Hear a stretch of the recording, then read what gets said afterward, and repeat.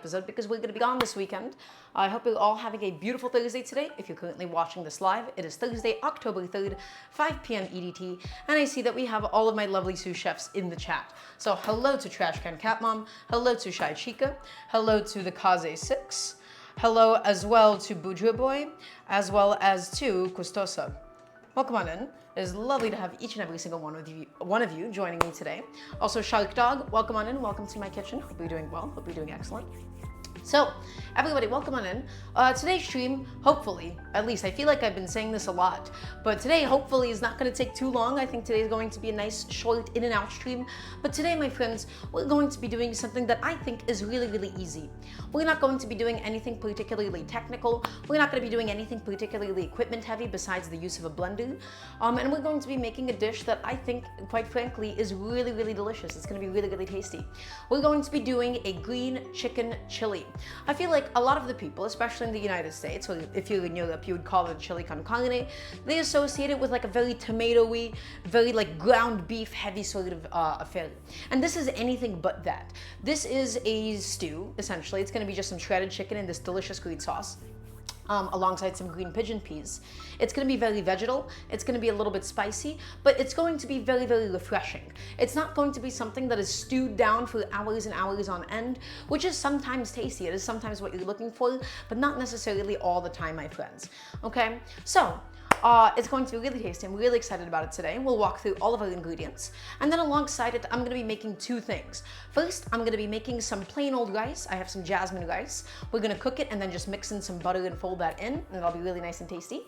And then we'll also be doing a spinach salad. I'm kind of inspired by like a segunchi namo, which is a Korean spinach salad. It's like a Korean banchan, one of the dishes that would be served at the table. And I was just kind of craving a nice cold but cooked spinach salad today. And so that was my inspiration for today. Okay, so even though it might not be directly within the flavor association of the main dish that we're making today, a nice thing about a spinach salad like this, my friends, is that you can make it, throw it into your fridge, and then it's just going to be ready to eat whenever you want it. So, with that being said, let's go ahead and begin to walk through all of my different ingredients. Everybody, a huge misconception about both red and green chilies, whichever, is that people think it's about the tomato, and then people think it's about the meat. Everybody, I need you all to say yes to this. The most important part of a chili at the end of the day is as you might have guessed, the chilies. So many chili recipes online. Let's say for like a red chili, okay, all that they do is they go in there with a bunch of pre-ground chili powder and maybe some paprika or something. Chili is supposed to show off and highlight beautiful, delicious varieties of chilies, my friends. So for today, I have exactly that, and we'll talk about the function of each one. And what we're going to do is we're going to taste each of the different green chilies. I have this lovely assortment of green chilies for today. I have one poblano, my friends. We also have one cubanelle pepper. We have a green bell pepper, and we also have 2 jalapenos. Okay, and each and every single one of these beautiful chilies are going to add something different into the chili. Okay, these are all fresh green chilies, and that is what really stylistically differentiates a red chili from a green chili. Green chilies, they use fresh green chilies. Red chilies, it's a lot of ground and dried chilies. Okay, so those are going to be the basis of all of the flavor for today, my friends. And I'm going to show you how to process it. I'm going to show you how to give it a lot of love and a lot of effort. Okay, next, I have some tomatillos. Now, could you theoretically just throw in some tomatoes instead of tomatillos? Absolutely, be my guest. But tomatillos, they're just going to give us the right taste, the right texture, the right consistency. I find them to be a little bit more gloopy than a regular tomato, and they're not as sweet. They're a little bit more fresher, and they're a little bit more acidic. Okay, and so all of these are going to come together in a lovely chili for today. Everybody, the green chilies in a chili is the most important component, and I encourage you to use a variety of any of the chilies and peppers that you're able to go ahead and find. If you're able to find some Anaheims, if you're able to find some hatch chilies, go ahead, use those. In my case, I have the cubanelle, I have the poblano, I have a green bell pepper, and then I also have a couple of jalapenos, and all of them will be added into the final chili for today. Additionally, everybody, when it comes to making Southwestern / Mexican inspired food, you can never be without some lime. So that's exactly what we have here. We have a nice fresh lime. Okay, and that's just going to be used both as garnish, and then we'll also squeeze some fresh lime juice into the chili itself. Okay, next, everybody, the reason why I am doing this dish today, my inspiration for today was this. I had 1 pound of chicken breast just about left over. And so, because it's not that much chicken breast, I'm also going to be adding in another protein in the form of a can of green pigeon peas. I have a leftover can of green pigeon peas. This is not really something that you would often see in like a green chili at all. Oftentimes it would maybe be like chickpeas or something, but I thought that that would make for an excellent addition. Feel free to use any kind of legume, feel free to use any kind of bean that you would like. This is just some leftover canned beans that I've had sitting in my pantry. So, chicken breast, it's gonna shred up really, really nicely. You are welcome, of course, to use chicken thighs or chicken legs, but I had leftover chicken breasts, and so I wanted to go ahead and use them up. Chicken and green pigeon peas, I'll go ahead and put those behind me. Next up, my friends, as for my aromatics, we're keeping it really simple today. Just some onions and some garlic. Okay, we don't really need celery, we don't need a lot of other things. The goal of this chili is to let the chilies shine. The chilies are going to be the base of the flavor. The chilies are going to be, well, what actually makes this a chili. But we always want to cook with an allium, so I got some onions, and I also have some garlic in here ready to go for today. Everybody, for a red chili, you typically get a little bit more maximalist with the spices. You go a little bit more heavy on the spices. For today, the only 2 spices are going to be some cumin seeds and some Mexican oregano. Okay, the toasted cumin seeds, they're gonna add a really nice earthiness into the whole dish. It's, you know, it's one of my favorite spices. I love cumin seeds. And then some Mexican oregano. I mean, oregano and cumin seeds, you see them all over Mexican cooking. You see them all over Southwestern cooking, my friends. Okay, so I'll go ahead and put those behind me. Next up, everybody, for the rice today, I'm gonna be keeping it really simple. I'm just gonna do some jasmine rice. We're not gonna do anything crazy to it because I wanna have like a very dense, flavorful chili. And so we want to have like a bland component to be able to contrast with that. In my case, that is going to be the jasmine rice. We're just going to cook it and then we're going to mix in some butter and it's going to be delicious. We might even do some butter and a little bit of lime juice, but honestly, I'm not looking for anything too limey. I'm not looking for anything too cilantro-y, guys. Just keeping it very, very simple today. So, got some jasmine rice all set and all ready to go. Next, everybody, some of my inspiration, well, all of my inspiration when it comes to home cooking is using up my existing leftovers. Specifically, I had this bundle of cilantro. I had the bundle of cilantro, I had the chicken, and I had some sour cream. And so, in my mind, you can't have a chili without a sour cream topping. It is absolutely essential. So we'll just top it off with a little sour cream, we'll top it off with a little cilantro, and I also have some leftover pickled onions, my friends. And that is what home cooking ultimately should always, always be about. It is using up the things that you have access to first and foremost.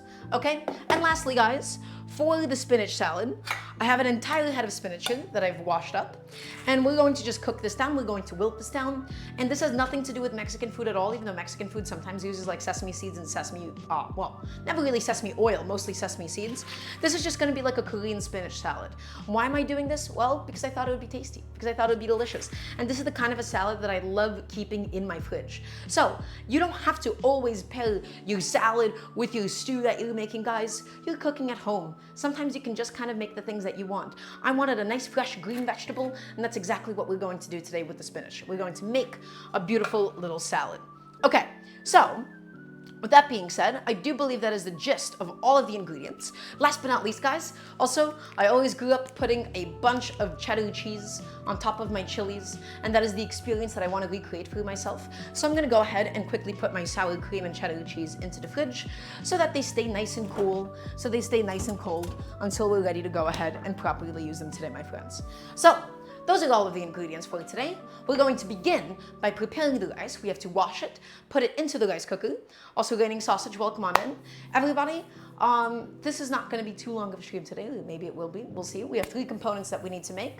As always, everybody, if you have any cooking questions whatsoever, please feel free to ask me at any point in time. It can be about this dish, and it can be about something else. I love doing green chilies because it's just a nice way of using up some odd scraps of meat that you might have around, and I love being able to eat like a lot of green peppers all at once. I find that to be very pleasurable. I find that to be really, really delicious. So, let's go ahead and begin, and we're going to simply get my rice cooker prepped and all set and ready to go for today. Yokomoto, I am so sorry that there is not an egg featured in this dish. You know, we don't have to use a rice cooker today. It's gonna be a very, very simple rice dish that we're making. We're only doing 1 cup of rice. No, I wanna use my rice cooker. Guys, I have to say, I've really come to enjoy what it is like to own a rice cooker. Now, that being said, I am missing my little teeny tiny measuring cup for it. I had a perfectly sized measuring cup that was dedicated to the rice cooker. Where did it go? Who touched it? Who put it away? What happened to it? Guys? Well, it is now gone, I guess. That's a little bit tragic. Okay, I guess I'm just going to have to use a regular measuring cup. Oh well, tragic. So, for today, I'm only really making enough food for a couple of portions. I'm only going to do 1 cup of rice. And again, I'm only measuring this out so exactly because we are doing this in a rice cooker, of course. And so rice cookers, they do like to be a little bit specific. Okay, that's gonna be a cup of rice. And everybody, I like jasmine rice. I like how fragrant jasmine rice is. I find it to be very, very pleasant. And I really just wanted like a nice medium grain rice for today.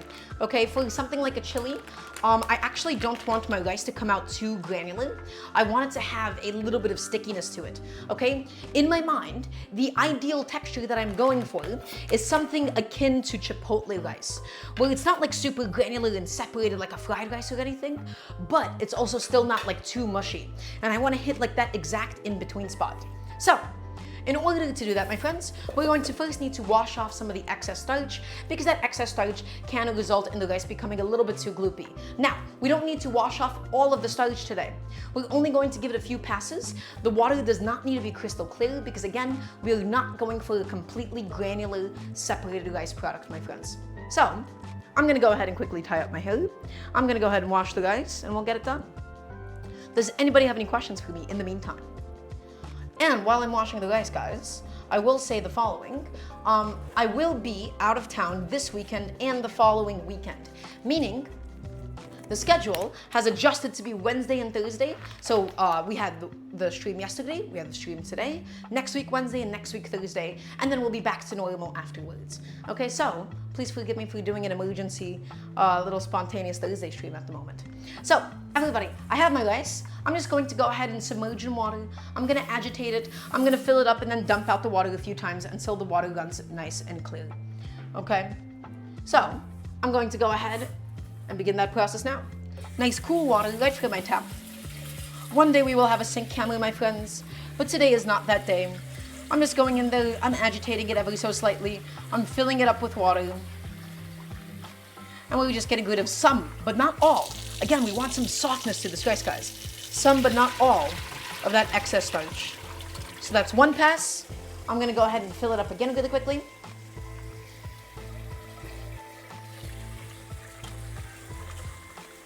Probably 3 passes in total. Second pass, dump out that starchy water. And now for the 3rd pass.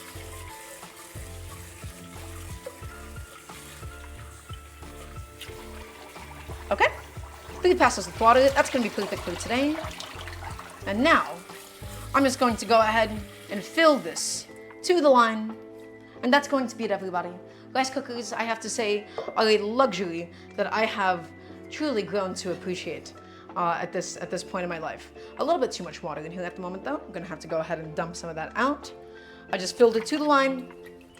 And everybody, we are going to salt the rice. We're going to make sure that it's nice and seasoned because I don't think my chili is going to come out all that salty. I don't want to have like a big bowl of completely bland rice. I want it to be bland in terms of spices, in terms of flavorings.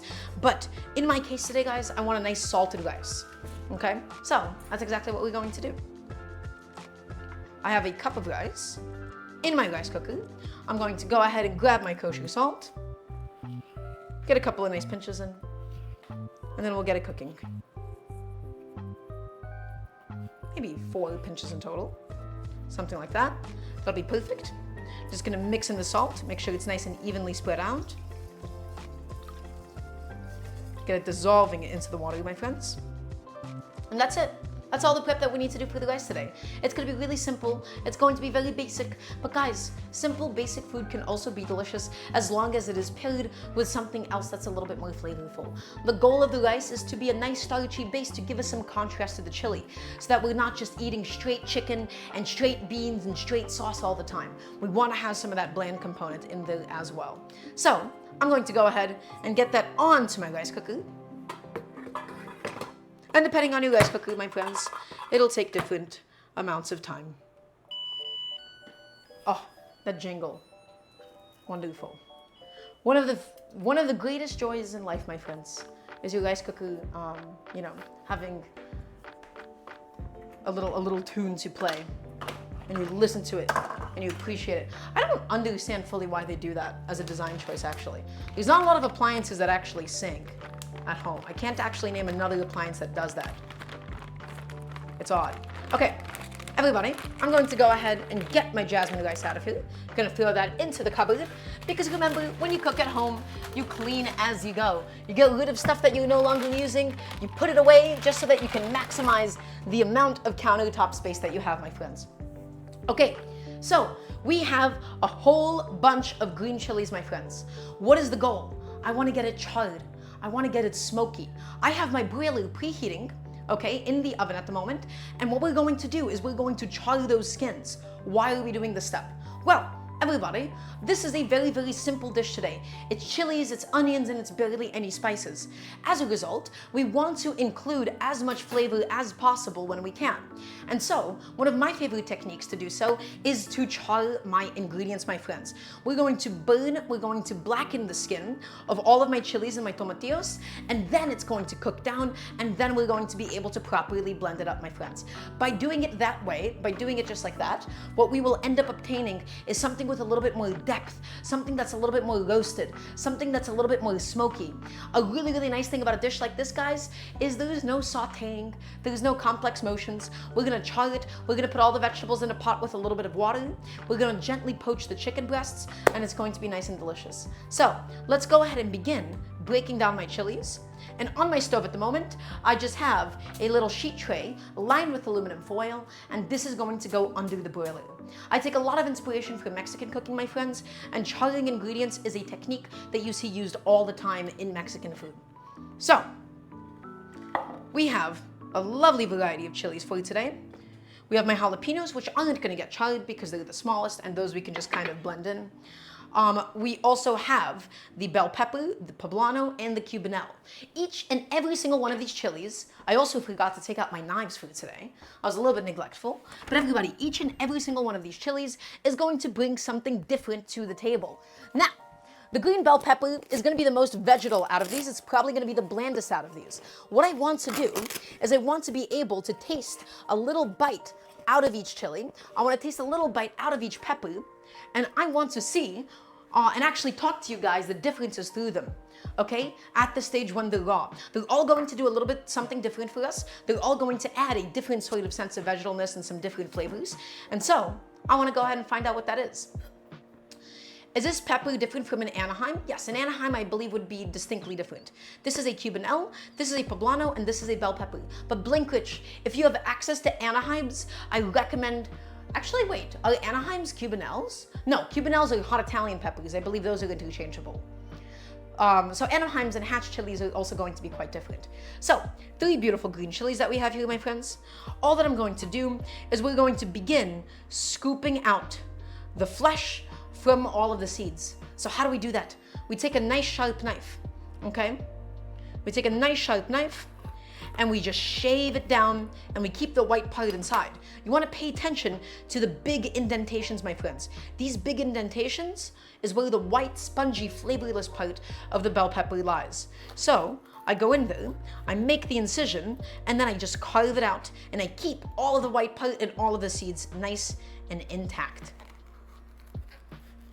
There you go. And last one.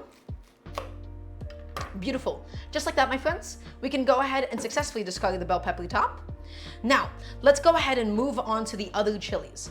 It's easy to do that method with stacking it up and slicing it with the bell pepper because it has a flat bottom. That is a lot more difficult with something like a poblano, okay? And so in the case of a poblano, all we can really do is just kind of like cut it in half. We could try to do this method as well if you guys would like. Right, we just take it and then we like shave it down this way. But for longer, thinner peppers, I don't find that it works as well. Right, I feel like I would just kind of rather go in and sort of cut that out because the white part of the pepper is a lot smaller on a poblano. Okay, so that's exactly what I'm going to go ahead and do. I'm just going to go in there. I'm going to make a little incision, and I'm just going to pop out that little pocket of seeds and that little stem, okay? And we just want to make sure that we are obtaining nice flat pieces that can go onto my sheet tray so that I can char up and get nice and smoky. The cubanelle, same exact idea, guys, although I don't really want to waste the top of the cubanelle pepper. As you see, it kind of bulges upwards, so maybe I will continue my method of just going in there and shaving it down accordingly, okay? So getting in there and shaving it down, shaving off that flesh. And maybe I can just go ahead and now properly pop out this little pocket of seeds. Out you go, my friend. Goodbye. We have no use for you today. And why we take them out? Well, on a poblano, the seeds in the white part, that is the spiciest part of the poblano. Otherwise, the flesh of a poblano is quite, quite vegetal. It's not all that spicy. A lot of people say that poblanos are spicy. It's really just kind of only the seeds, I believe. Okay, and now, everybody, here comes the fun part. Now, I want to go ahead and we're going to do a little bit of a tasting. We're going to do a bit of a sampler of each because I am curious. We can read up all about like the differences between each chili, but the best way to actually go ahead and test it is to taste it yourself, my friends. So, I'm gonna start off with a little bite of the cubanelle.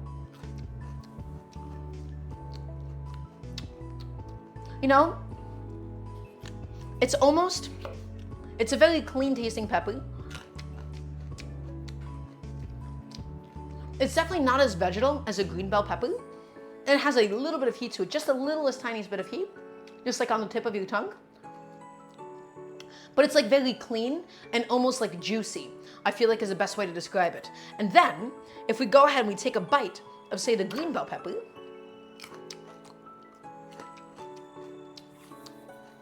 significantly more vegetal, not as like juicy, not as light, I feel like, in its raw form, as a cubanelle, but they're still really, really similar.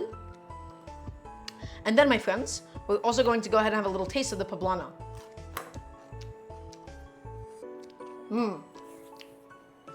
The poblano, out of all of these, is easily the most flavorful. It has a little bit of spice to it. But honestly, guys, I'm gonna be honest with you. They're all really, really similar peppers. If you only have access to green bell peppers, I mean, you can do this and it'll be just fine. It'll just be lacking a little bit of heat. Really what's happening is the flesh to skin ratio on each one is a little bit different, and so the juiciness of each one is a little bit different, and the chew of them is all like a little different. But as far as flavor goes, it's either like a gradient of how vegetal and how complex it is. I feel like if we had to draw a gradient, it would be the cubanelle, then the green bell pepper, and then the poblano, actually, pretty much according to color and how intense it gets. And then in terms of spiciness, the green bell pepper is the blandest, and then the cubanelle, and then the poblano sort of comes in. Okay, so they're all adding a little bit of something different into the table. We're going to be able to get a much more interesting final product at the end of the day. But also, if you only just get one of these peppers, I would recommend just doing the poblano. Okay, that is going to yield you the tastiest product, I think. The green bell peppers might be a little bit too bland for what we're looking for today if you just use those. Okay, I have my sheet tray. I have it ready to go. And all I'm going to do, my friends, is I'm going to take my peppers and we're just going to stack them up skin side up. The goal is the following. We want to char these peppers. We want to get them nice and smoky. We want to get them nice and roasted, nice and flavorful, and then we'll be able to peel the skin off. By doing so, we develop a lot of flavor and we're able to get a much smoother final consistency, my friends, because the skin of the bell pepper does not tend to blend up nearly as well as the rest of it. So, what do we have? Poblano, green bell pepper, cubanelle. Excellent. Let's go ahead and do the tomatillos now as well while we're at it. because we're also going to be charring up the tomatillos, my friends. So let's get my tomatillos. Let's get them out. Let's get them all ready to go. Excellent. And all I'm going to do is we're going to slice them in half. Guys, when picking tomatillos, when buying tomatillos at the store, what you really want to do is you want to make sure that the skin, like the leaf around it, the leaf that is encasing it, you want to make sure that it is not completely gone. And you also want to make sure that it's not too tight. If it's too tight, that's a pretty good indication that the tomatillo is not fully ripe. It's not as green as it could be on the inside. You're looking for a little bit of an opening, but you don't want it to be too exposed because the quality of the flesh and the texture significantly diminishes that way. These are not unripe tomatoes, Esquia. These are tomatillos. They're an entirely different product. Although, if you wanted to use green tomatoes, I think that would also be like a fun little take on this. So, I'm going to go in there and I'm going to cut each of my lovely tomatillos in half, my friends. They're a lot less watery. They're a little bit more gloopy, okay? If you don't have tomatillos in Australia, again, raining sausage, honestly, like, tomatoes will taste different. You know, tomatoes will not be exactly the same as a tomatillo, of course, but they are still both very delicious products and they do similar-ish things sometimes. The texture, the consistency of a tomatillo is a little bit more, you know, I don't like saying mucousy, but I feel like that is the best way to describe it. I'm just gonna go in there with my petty knife and I'm going to make 2 little diagonal incisions on each so that we can go ahead and pop out the core of all of my tomatillos. Because it's a little bit woody, it's not gonna blend up as well. It's just gonna be a little bit fibrous, okay? First time I've seen them wrapped in a leaf, it's casing, it's got me interested in them. Yeah, they are a little bit fun, they're a little bit interesting. But I find that, oh, guys, especially tomatillos in most of the United States, they suck so bad. They're like moldy and they're, you know, a little bit mushy. I got quite lucky. I saw these in my store and I saw that they looked actually quite nice for today. So I'm very, very impressed with them. Okay. Going in there, just removing all of those cores. But yeah, if you were to use a tomato instead, you know, red plus green would kind of equal like a brown color by the end of this, which for a green chili, I feel like the aesthetics matter quite a bit. You want to keep that integrity of keeping it green. Okay. Popping them out. All done, my friends. And now, because we've cut them in half, because of the fact that we've sliced them in half, we can go ahead and pop them onto the sheet tray. And on the sheet tray, they'll lay nice and flat as well. Okay? So there you go. Let's go ahead and grab them. And I'm just gonna go ahead and just stack them on. I'm gonna throw them on, my friends. You wanna make sure that none of these vegetables, none of these chilies or tomatillos are necessarily overlapping with one another, okay? You just wanna make sure that they have enough space because they're going to get nice and charred. They're going to get nice and smoky under the broiler, okay?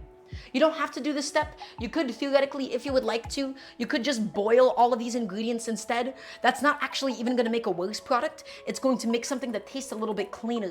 It's gonna make something that tastes a little bit lighter. If that is your intention, guys, especially if you're making something like a soup, right? You sometimes want it to be very, very clean. You want it to be very light. So it is entirely up to you. Remember, nothing here is a recipe. I'm just showing you techniques and I'm explaining to you why things in the kitchen happen the way that they do. So, tomatillos, poblano, green bell pepper, and cubanelle. It's all gonna go under the broiler. I've found that in my experience, I actually don't really like to char jalapenos and serranos. I find that oftentimes because they're so small and thin, they get so cooked that they become really, really bitter, guys. Okay? So I will not be doing the same thing to the jalapenos. The jalapenos we're just going to go ahead and cut up and then blend and cook into the final product. So that's enough yapping, that's enough dilly-dallying. Into the broiler element this goes.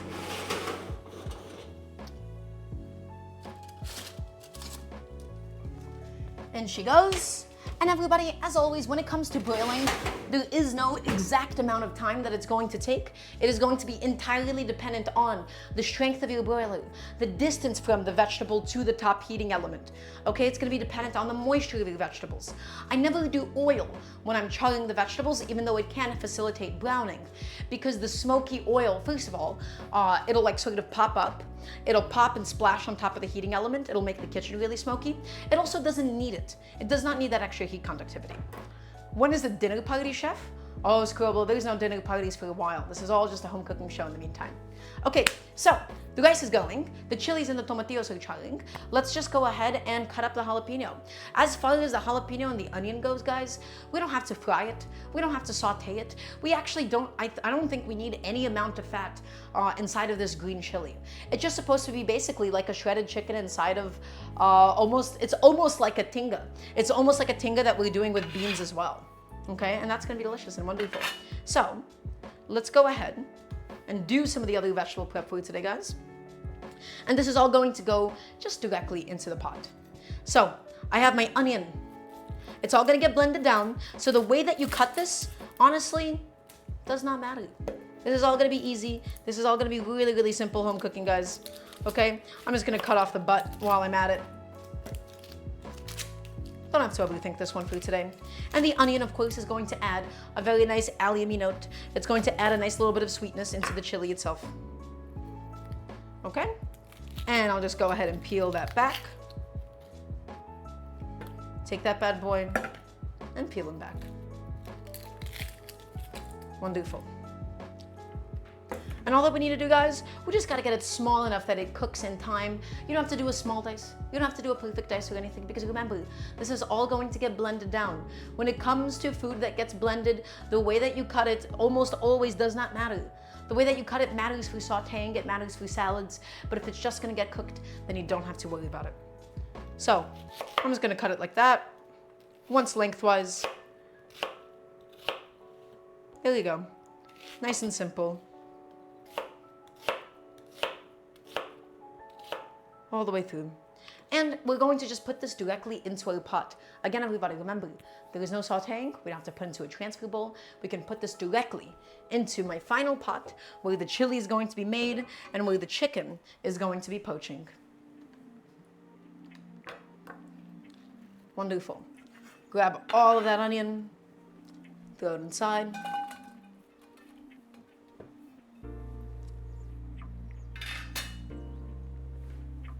And let me just make sure that it's in focus, and it mostly is. Wonderful. Okay, that's the onion. Next, let's go ahead and do the same with my 2 jalapenos. Now, half of this jalapeno, I am going to end up saving for the spinach salad. So, we're just going to go ahead and quickly cut off the tops. We're gonna discard the tops.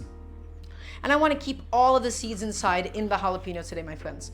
Okay, because I want to have some of the heat. I want to have some of that spice inside of my final product today. Okay? Jalapenos especially, I mean, they're very variable in terms of how spicy they are, but in recent times, jalapenos are basically flavorless. So, once again, all that we need to do, just chunk it up, chunk it up, chunk it up, get it ready to go for today. And take it and throw it into the pot. Everybody, whenever you're boiling something, you do need to babysit it. So I'm going to go ahead and check inside of my boiler, see how it's all doing.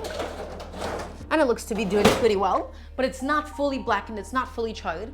We want it to be really, really smoky, my friends. You want to push it, okay? So, in the pot at the moment, the order of operations is as follows. We need to finish charring the chilies and the tomatillos. We can add the tomatillos, we can add a little splash of liquid, and we're going to steam the other chilies.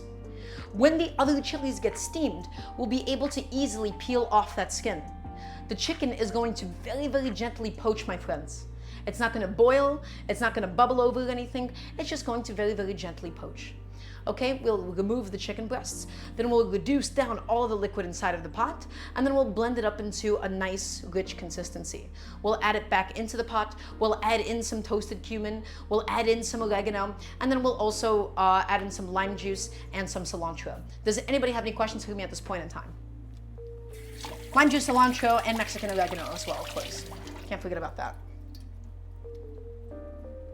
Okay, I'm gonna have a little sip of water, and then we can continue with the rest of the prep that is needed for this lovely chili today.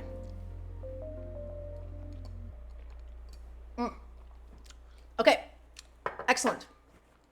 I'm gonna go ahead and get some garlic out, because we, of course, have to have plenty and plenty and plenty of garlic in this. I love garlic to death, and so should you, quite frankly.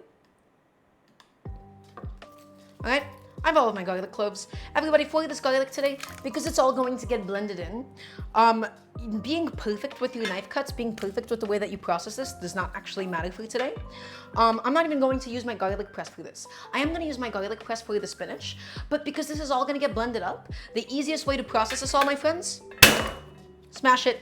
I probably should have given you a warning, but we're going to smash it into oblivion today, okay? It does not need to keep any of its texture, all right? And I don't like doing this with a knife. A lot of people, they like to smash with the knife or cleaver. Honestly, it's a lot more risky. I'd much rather use something like this, okay? There you go, and there you go. One last one for good measure. Okay, there you go. That is all of my garlic cloves. And now that we've properly smashed them, my friends, you can see that they pop out like nobody's business. In and out. This is exactly what I wanted to do for today. This is a Thursday stream. We're doing a back-to-back. I want to do something relatively lighter. I wanted to do something relatively easier, right? This is going to be full of vegetables. It's going to be full of chilies today. Guys, chili doesn't have to be this like super, super rich, sumptuous product all the time. While that can be nice, I do love doing green chicken chilies as well. It's a little bit leaner. It feels like a little bit lighter to eat. As well, it doesn't have as many like super deep roasted flavors.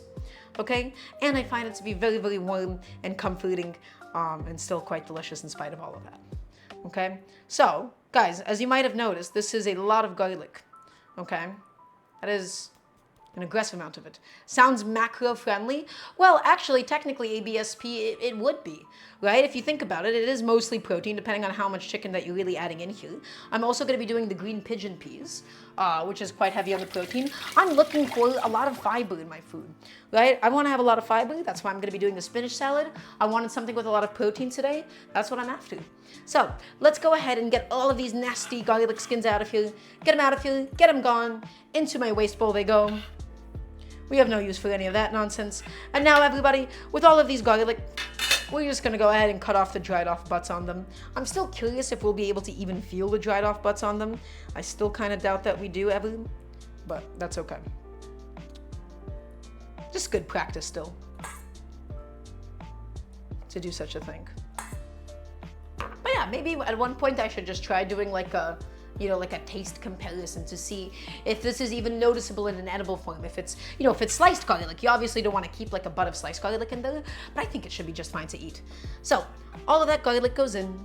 Next, everybody, we're going to go ahead and grind our own cumin for this today. Why are we grinding our own cumin? So I would like to have everybody's attention. I'd like to hear a nice resounding yes, chef, please, and thank you. Everybody, you need to understand something about spices. Contrary to popular belief, especially from, you know, imagine the kind of spice pantry that your mother has, right? Or maybe if you're something like my mom, which is you have spices, or maybe your grandma's spice pantry. Something from 30 years ago, open up the cabinet, and it's not been opened, it's not been touched. And you smell it, and it might still have a little bit of a smell to it. And then you go, well, you know, if it doesn't taste bad and it's not visibly molding, it didn't go bad. Everybody, spices can go bad. Specifically, both exposure to light and oxygen. You'll always have some oxygen exposure over time. It will cause it to lose flavor. Okay, it loses a lot of flavor, it loses a lot of aroma in the process. The more finely spices are ground, the more volatile they are in a way. Whole spices, like these whole cumin seeds here, it allows us to do two things. It allows us to toast them whole, and it's a much more fragrant and aromatic product than pre-ground cumin. Because we don't have a lot of spices going into this today, I just want to make sure the spices I do have are being given a lot of love. So, as a result, we're going to be doing whole cumin seeds. If this was a more complex dish with a lot of other things going on, then we can do ground cumin as much as we would like, honestly. But in this case today, this is when I would say would be important to do the whole cumin seeds. Now, I want to go ahead and check on all of my chilies that are currently toasting up, and I'm going to show you what they look like so far, my friends, and we're going to give the sheet tray a little bit of a spin. Okay, so to the stove we go. I'll go ahead and open up the broiler. Everybody, as you can see, they're getting nice and smoky. They're getting nice and delicious. That is exactly what we're looking for. I'm just gonna give it a little bit of a rotation, but I want the entirety of all of these surfaces. I want all of these surfaces fully blackened. I want it nice and charred so that we can easily peel it off, guys. So, all of my chilies, all of my tomatillos, back into the broiler they go. Into the broiler dimension. Make sure they're all nice and spread out. And in they go. Okay? They're getting flavorful. They're getting nice and roasted. So, what are we going to do in the meantime? Let's go ahead and toast up my cumin seeds. I'm going to just grab, any pan for something like this is fine. It doesn't fully matter, honestly, as long as it's just big enough. I'm going to grab that, and I'm going to go ahead and grab 2 teaspoons of cumin seeds.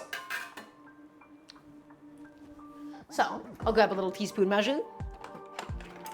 Roughly 2 teaspoons of whole cumin seeds. Yeah, I think that'll do for today. This is a 1/4 teaspoon. That's all that I can find. So I'm being exceptionally lazy by not looking for the other spoon. So I'm just going to do 1, 2, 3, 4. That's 1 teaspoon that I've gotten out of this so far.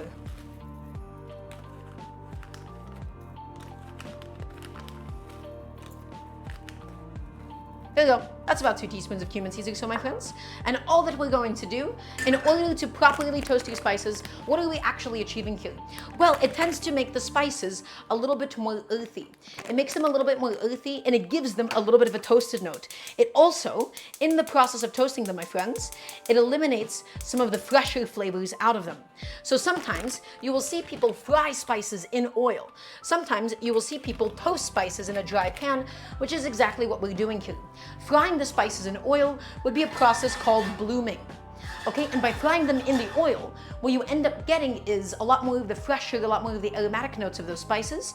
But in my case today, I'm looking for the deeper, earthier tones of the cumin seeds. So, medium heat or so, and we just need to keep this moving. We want to keep this stirring, we want to keep it shaking until it looks like it's slightly smoking. Okay, until it's slightly smoking and slightly fragrant. Okay, keep it going. It's not going to take too much time at all. You just have to keep it moving so that it doesn't squelch on one side.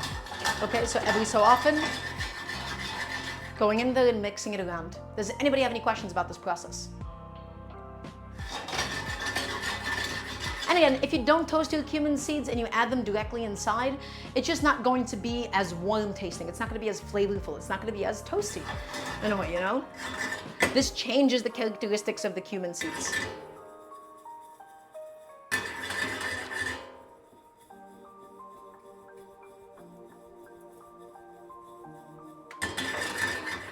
Okay? I'm also going to grab a little condiment cup that we can take it out on. But the last thing that you want to do, everybody, is you do not want to burn them.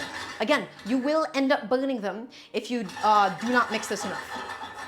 I explain everything so well. Thank you, Lady Sausage. I appreciate it. I try my best. I'm going in there. I'm giving it a little bit of a smell. The cumin is beginning to perfume. Am I using my nose to determine when it's ready? Yes, correct. Whenever it looks like it's visibly smoking a little bit, and then the smell of the cumin is really, really coming through and coming out here. That's what we're looking to achieve here. So let it toast. Let it do its thing, guys. Keep an eye on it. Don't walk away from this process. It'll take a little bit of time, but that's okay. Maybe like a minute or 2 in total. Not that easy. No, not that difficult, excuse me. It's definitely easy to do. Please excuse me.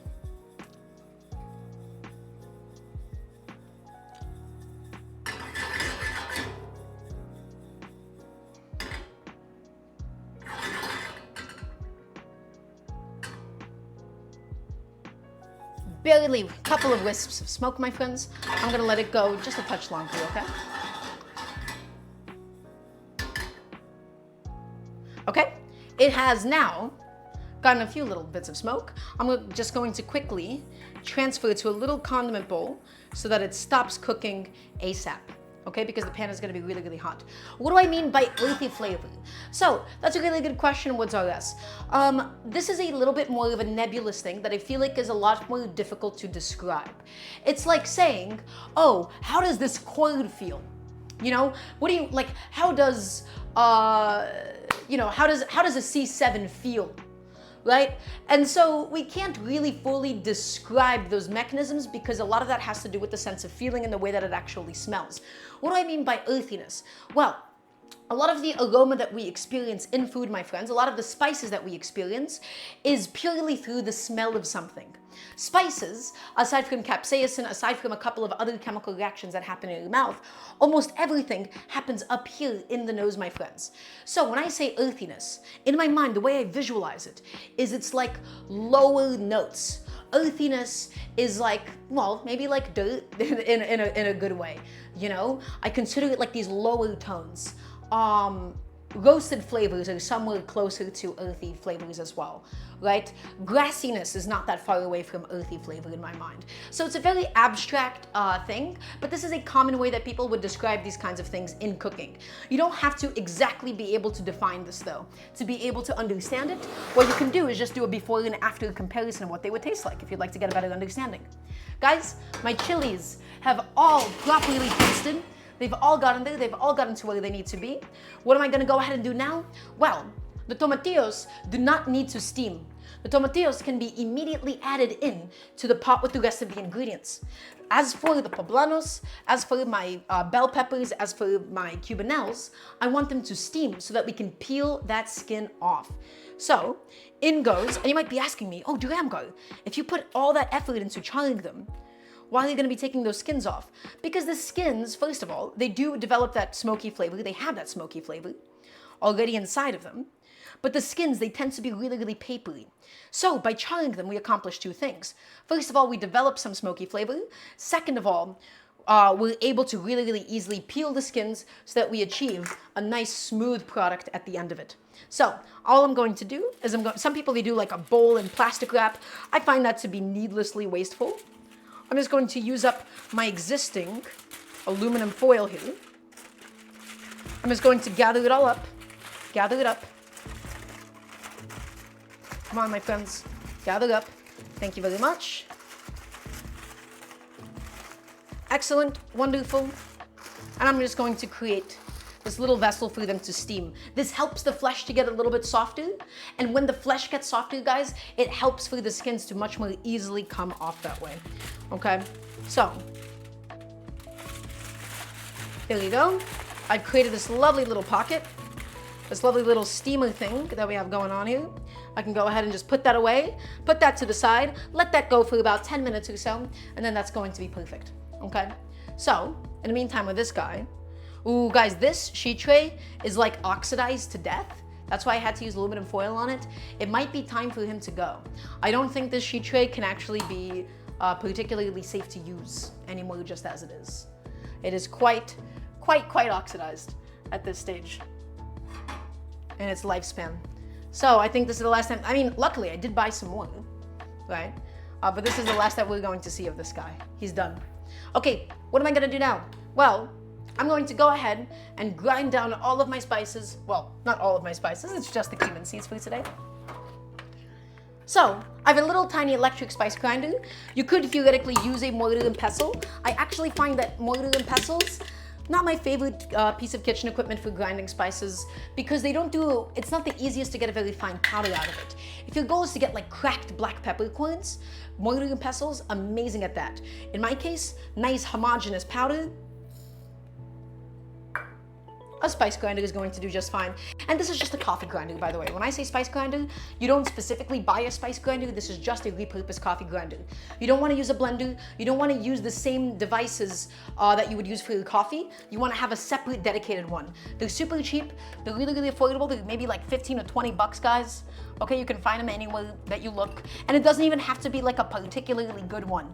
Any spice grinder, any coffee grinder rather, that you're able to find is going to do the job just fine. So, let's grind it down. Let's make that powder happen.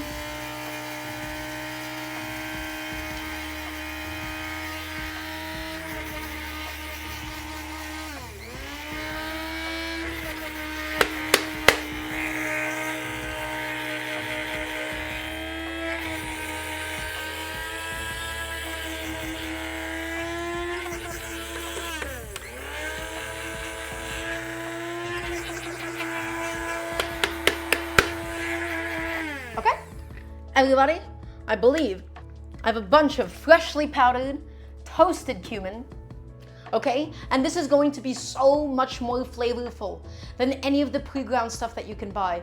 You need to believe me on this one, okay? Freshly toasted, ground whole cumin seeds. It is night and day, my friends. This is one of those spices that is genuinely night and day.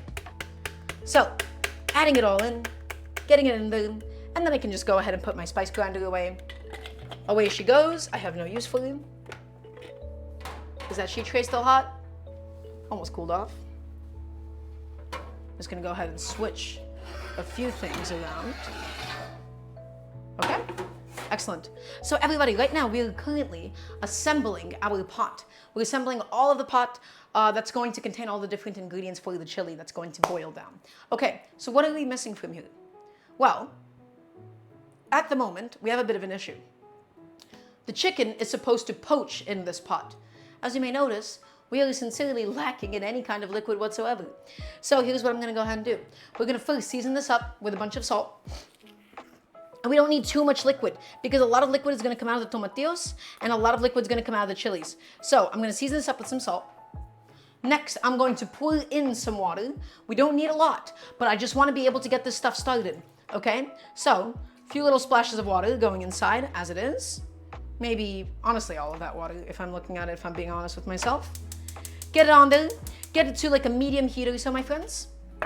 And then I'm just going to mix and mush everything inside. The goal is to gently poach the chicken. But first, in order to even get to the poaching stage, I want to basically begin to collapse all of my different vegetables. I want to collapse my jalapenos, I want to collapse my onions, I want to collapse the tomatillos, and I want them to be able to release some of their liquid, my friends. Okay? So there you go. Almost like we're making a tinga. This is very, very similar to a tinga. Oh, guys, that toasted cumin, let me tell you, it is fantastic. It is genuinely lovely. Okay, I'm gonna slap a lid onto it. I wanna just cook this down as fast as possible. I wanna get all of that liquid out of the vegetables. So this is one of the few times where I'll ever advocate for like a medium-high heat. Almost always they talk about low medium heat is the key. In this case, I wanna get everything inside of this pot cooked and broken down, okay? So, does anybody have any questions for me in the meantime? I'm going to go ahead and just put away my cumin seeds because we are officially done with them for now. Just gonna grab a little bag clip for it. By the way, everybody, little piece of kitchen equipment advice. I have a little tip for all of you. I forgot what these things are called. Maybe they're called grip sticks. Ugh, I hate that name. I much prefer these to any chip clip, to any bag clip. Not that I'm sponsored or anything. My mom bought these once 10 years ago and I've never looked back since. You just take it and you fold it over. And you don't have to put things into like another bag or anything. And it keeps it like nice and secure. It stops, like this is like the best way to stop like any additional oxygen exposure. It stops anything from going inside of it, okay? I really, really heavily recommend that you invest into one of these. They are one of my favorite underrated pieces of kitchen equipment, I have to say. Okay, so look at that, nice and tight. It keeps it, it holds it very well. It's not going to spill open. If this pack of cumin seeds spilled open onto my floor, I might do something on Twitch that would get me permanently banned. So, and also banned for my own life. Anyways, I'm gonna go ahead and put this away. I'm gonna put this into the pantry. Get it out of here, because everybody remember, when we cook at home, we absolutely must always clean as we go. This is your home kitchen. You wanna take advantage of your passive time. Okay, so what do we have left to do? We have to collapse the vegetables. We have to steam the chilies. Once the chilies are steamed for a few more minutes, we're going to go in there and peel back all of the skin and discard the skin and put the flesh inside. Then we're going to add the chicken. We're going to gently poach it, everybody. Okay, I want to very, very slowly cook it. I want to make sure that the chicken stays nice and juicy on the inside. All right, so hopefully this time around we'll only cook it to 140 or so. Okay, and then afterwards we're going to take all the stuff that is inside of the pot, we're going to throw it inside of the blender, get this amazing, beautiful, rich base for the rest of the chili. We're going to add in the can of beans, we're going to let it all cook, we'll finish it off with lime juice and cilantro, and it's gonna be super tasty. For the spinach salad, I mean, there's almost nothing to do, we just gotta cook down the spinach, and I wanted to do it with some lime juice because we already have some limes out. And I was also thinking maybe we do a little tiny bit of cilantro, we do some garlic, we do sesame seeds, sesame oil, and then some gochugaru. So it's basically going to be like a sigumchi namul, which is a Korean spinach salad. Nothing to do with Mexican cooking at all, but you know, sesame seeds are sometimes used, and we do have a chili flake of some kind. So I actually think, you know, Korean food and Mexican food, they have a lot of overlaps to them in some ways. Okay, not to get all on about like, ugh, I hate the word fusion, but what I'm saying is, it's not going to be so dissonant of a pairing that you can't eat it at all or anything. Okay? So, this sheet tray, I would like to get rid of it. So I'm going to put it by the trash. The sheet tray is gone. It has serviced me extremely well for about a decade. I think I've had this thing for a decade.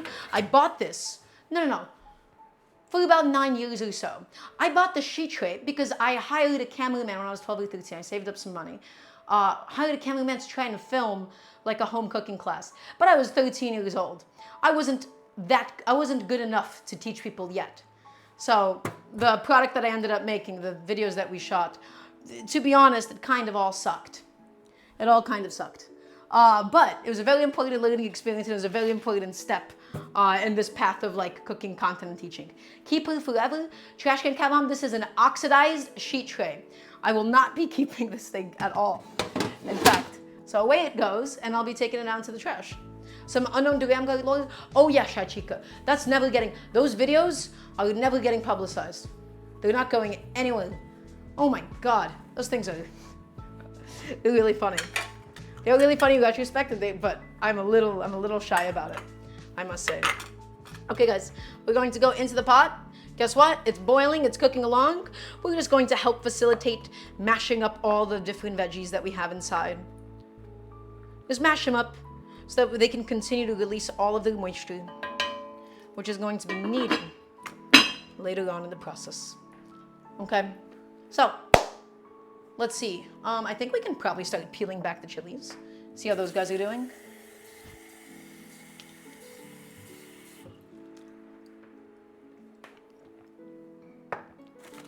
Short stream today. This one is actually going to truly be a short stream. I feel like I never mean that when I say it, but this one is it. Okay, it's steamed enough. I'm confident that they're cooked enough. Everybody, let's get into all of my green peppers. Let's show them who's boss. Okay. Ooh, that was hot. So, I'm gonna go ahead and just quickly open up this little compartment with all of my foil. And I'm just going to plop them down right here or something. Get them on, get them gone. Excellent. All of my chilies. Everybody, you can see how much volume they ended up losing. They've collapsed, they've evaporated a lot of their own liquid. And now, I'll put on a couple of gloves and get to peeling them. If you chug them correctly, and then specifically if you chug them correctly and you let them steam long enough, the skins should theoretically be able to easily peel off, okay? So, let's start that process. Let's see how it goes. I don't want to get my fingernails green or anything, so I'm going to put on some gloves for this. That will be important for us to do. And I don't need all of that liquid that is inside of the pot now, so I'm just going to quickly open up my pot, and I'm going to begin to allow it to reduce ever so slightly. It is boiling, it is bubbling away. The vegetables have released a good amount of their own liquid, my friends. And now we're just continuing to soften them all. So, putting on my glove.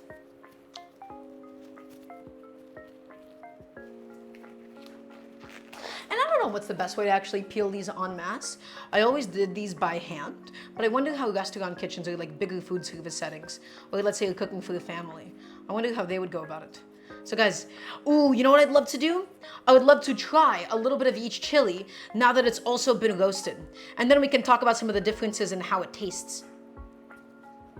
Again, I feel like there's maybe not like the most amount of differences between each chili, right? Like smoked chilies, of course, are gonna be very different from fresh green ones, but the green ones in between each other, in my mind I still don't think they're all that different. Maybe that's just because my produce sucks. Maybe I'm only saying that because I don't have access to good quality chilies that I'm able to differentiate them all that well. So this would be a poblano here. I'm just gonna get those skins into the waste bowl. It's okay if you don't get 100% of those skins off, by the way. right? Again, it's just mostly there to help, well, we're mostly taking it off to help make the blending process smoother. But also, guys, if you wanted to, you could entirely leave it on. It is totally up to you. If you want to do this process, be my guest. I just want to make it extra nice. You know, I want to give it some extra love. I want to pay attention to my texture because we're making such simple food today. My rice cooker is almost done already. Excellent. Peeling up my chilies, one by one. There we go. And now that the rice cooker is on, my friends, we need to finish it. We're going to finish it by putting in some butter and then just by gently folding over the rice. That's the cubanelle. That is right. That was right on cue. That was impeccable timing. The cubanelle seems to be peeling. Look how easy the cubanelle peels, guys. Wow. That was exceptional. That was beautiful. Okay. Now the poblano. Off she goes. Off that skin goes. Probably could have charred it even more if I wanted to, but that's okay. Just would have maybe helped to get an even smokier taste and help the skins to peel off even easier, but I think this is coming out okay. Okay.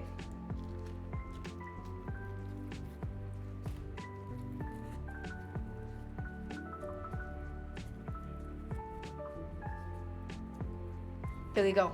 Everybody, here's all of my chilies for today. My poblanos, my cubanelles, my bell peppers. And now, here's what I want to do.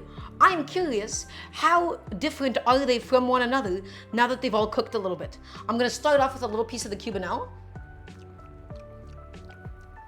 Ooh. Oh, maybe that's just the tomatillo that I'm tasting, but I almost got like a little bit of acidity from it. A little bit of the poblano. Oh yeah, that heat immediately on the tip of your tongue. The poblano is easily, guys, this roasted poblano, the flavor genuinely fills your whole mouth. It feels like a much more rounded experience compared to the other ones. And then this is just a basic green bell pepper. Let me see this guy. The sweetest out of all of them, I have to say, now that it's been cooked a little bit, and that might just be because the flesh is the thickest. Everybody, I'm going to take all of my charred peppers, and guess what? Add them directly inside of the pot. That's all done with. That's been said and done. I'm going to go ahead and throw my plate into the dishwasher. And we're going to get these bad boys cooking. Hold on. Messed up my Twitch layout. What is my favorite color of bell pepper? I think that's a really good question, Persephone. Now, everybody, if you could correct me if I am wrong.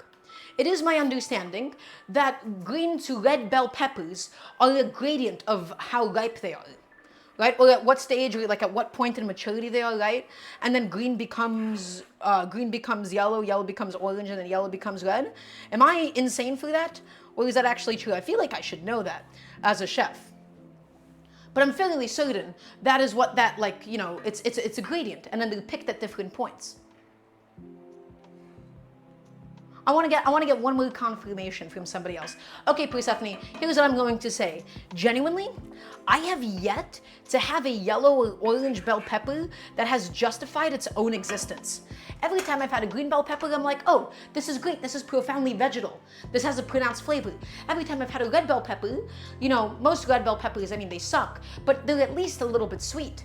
In regards to orange and yellow bell peppers, you know, when we had it yesterday, I'm always like, hey, this is kind of like nothing. You know, every time that I've had a yellow or orange bell pepper, and again, I don't know if that just has to do with the produce quality or something, but they have just not been that good. Like they're just boiled, they're bland, you know? They look pretty, that's for sure. I don't really know what the use case for them actually would be. You know, even like when I have them in like a stir fry, you know, some westernized stir fry or something, they're always just kind of fine at best and nothing more. Okay, everybody, guess what? We have a bunch of liquid in here. We have all of our chilies inside. Now we're going to go ahead and add my chicken breast and my chicken tender. And this is what I wanted to do today, everybody. I wanted to use up all of my existing leftovers. I had the leftover sour cream, right? I had the leftover cilantro, and I had the leftover chicken. So, everybody, and I need to hear a nice resounding yes, chef. I need to hear it from everybody watching, please and thank you. We poach in this household. We do not boil. I'm going to say it again, everybody. We poach and we do not boil. You want to make sure that this water is not aggressively bubbling away. I've lowered my heat down to the lowest it can possibly go. Okay, it's not going to completely submerge, it's not going to completely cover it. I think my vessel, truthfully, is just like a little bit too wide for that, but that's okay. Okay, so I'm just stirring it around just to help cool it off slightly. Everybody, if you dunk this chicken into straight boiling water, it's going to get dry and chalky and very, very unpleasant. You want to have this thing barely bubbling, if at all, quite frankly, if at all. So, there we go. I'm just cooling it off ever so slightly. And I'm going to add in my chicken breast and my chicken tender. And it goes, and I'm tucking it inside. I'm tucking it inside. I'm adding my chicken breast now. The chicken tender might only take at absolute most, I want to say maybe like 10 minutes or so. Yeah, these guys are really, really huge. They're huge. We'll cook them slowly though. They're a little too big for this pot. This is not exactly a perfect poach, my friends, but I have a feeling that it's going to be okay. So, also, by the way, this is going to be a shredded chicken by the end of this. I don't know if I mentioned that. It's not going to be diced or anything. It's going to be shredded up. So even if you do overcook it, yeah, it's not going to be the optimal texture, but it is still ultimately going to be quite delicious. So low heat, okay? Lowest that you can possibly go on this, but you definitely don't want it to be like a cold pan or anything, right?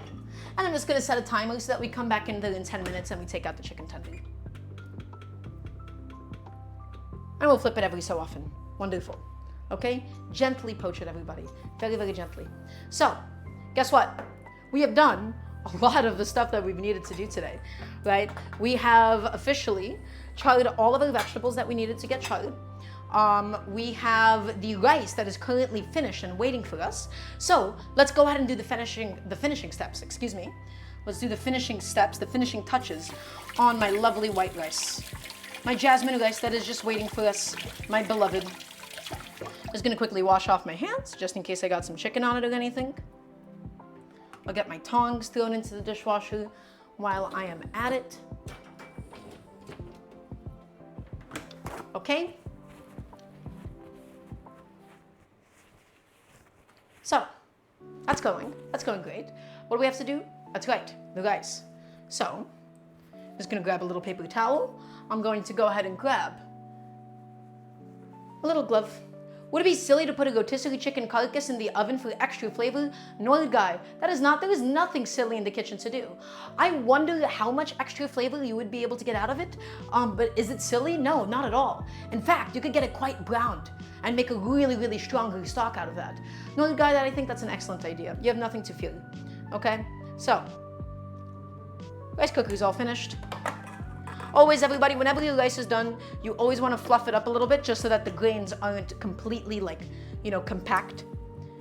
But this is the perfect consistency of the rice that I'm going for. That is exactly what I wanted, my friends. I wanted something fluffy. I wanted something soft. I didn't want anything too granular or too separated. Okay? That is perfect. That is just the right amount of water and starch in there. And now, I'm going to go in with like a tablespoon and a half, I don't know, 2 tablespoons of butter. A lot of butter is the answer. A lot of butter goes in. 1, 2, and she goes. And everybody, I'm gonna be intentionally keeping this rice quite bland. Once again, I'm not really interested in seasoning this too heavily because the chili is gonna be flavorful. The chili is gonna be nice and seasoned. And the chili is the star of the show today. The point of the rice is just to be able to pair with the chili, my friends. Okay? So, the butter helps me just to get a little bit more of a silky, much more luxurious texture. Because the chicken chili, also Persephone, thank you so much for the gifted sub. The chicken chili is very lean, right? We don't have any fat in there or anything. We're using chicken breasts. We're not using chicken thighs. And so we wanted something a little bit more buttery. We wanted something a little bit more rich to be able to go alongside all of that. There you go. Look at that, guys, look at that consistency of that rice. I'm being careful not to smush it. I'm just really separating the grains. I'm separating the grains and then folding that butter in. Okay? Big difference between the two. Also, everybody, while we have a moment, if you're liking what you're watching, if you want to support the cooking show, you can type in !Patreon. I love buttered rice, guys. One of life's, oh no, that's so good. I can't escape being white. I love white buttered rice. Alright, I'm gonna keep it warm in the rice cooker in the meantime. That's just tasty. It's nostalgic for me. It's comforting to eat. It's easy to think about, you know? Sometimes I want food that's easy to think about. And guess what? It doesn't get much easier than buttered rice sometimes. Alright, I'm gonna put my butter away. We have no use for that anymore. Okay, everybody. What do we even have left for us to do today? Well, let's talk about it. So, on the stove at the moment is my green chilies, my tomatillos, my jalapenos, my garlic, my onions, some water, and the poaching chicken. What I'm going to do is we're going to cook the chicken tender to completion, about 5 more minutes, and I'm just going to go back in now to flip it over. And then we're going to cook the chicken breast until completion, around 140 degrees internal. We'll take the meat out. We'll shred it up. We're going to take all of the filling and we're going to blend it down. Once it's been blended down, we're going to add the can of green pigeon peas. We're going to add cilantro and we're going to add some lime juice. And that is going to make our chili nice and delicious and nice and tasty and aromatic, okay? And some Mexican oregano as well. The Mexican oregano, and in general, when it comes to cooking with herbs, guys, you never really want to add them in the beginning because a lot of the volatile aromatic flavors end up getting lost over time. So, to the stove we go. I'm just going to go in, I'm going to flip my chicken breast, guys, and I'm just going to flip my chicken tender just to make sure that they're cooking up nice and evenly, okay? Cooking up nice and evenly, submerge it, dunk it in. The chicken breast is mostly raw still, the chicken tender, not so much. The chicken tender should be there. And we really want to undershoot this, okay? We don't want to fully cook this at this stage because when we shred it up and add it in, that's when it's going to finish cooking, okay? So, very, very important that we do that. Oh, my favorite thing, guys, is when I look at my fridge and I look at it when it's empty. Maybe not when I'm hungry, but I love seeing an empty fridge because that tells me I have potential to go and buy whatever I want. I no longer have leftovers that I need to use up, you know? And that is exactly what I'm here to teach you guys how to do. I'm here to teach you how to clean your fridge. So, what do we have next? Let's go ahead and begin prepping the cilantro for today. We're going to need cilantro in 2 forms. We're going to need some for the garnish, and we're going to need some just so that it goes ahead and gets stirred into the chili itself.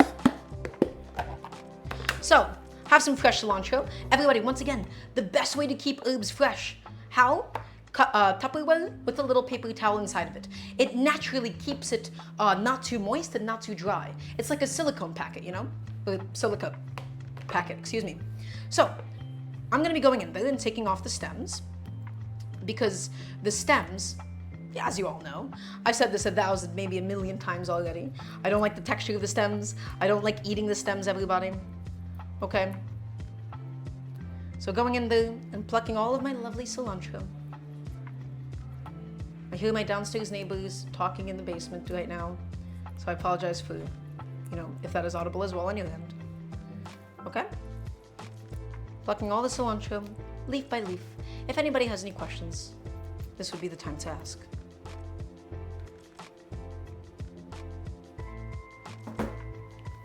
Silicone lifeline? Shy, I have no idea what you're saying, I'm sorry. Oh, come back here, Mr. Cilantro. I am not done with you, not one bit. Oh, and everybody, we also have to assemble a beautiful garnish plate for everything today, because in my mind, you can't really have a chili without like a big pile of cheddar cheese and sour cream and cilantro and lime and all that other good stuff. I think it's so, so, so important to my idea of what a chili is supposed to be.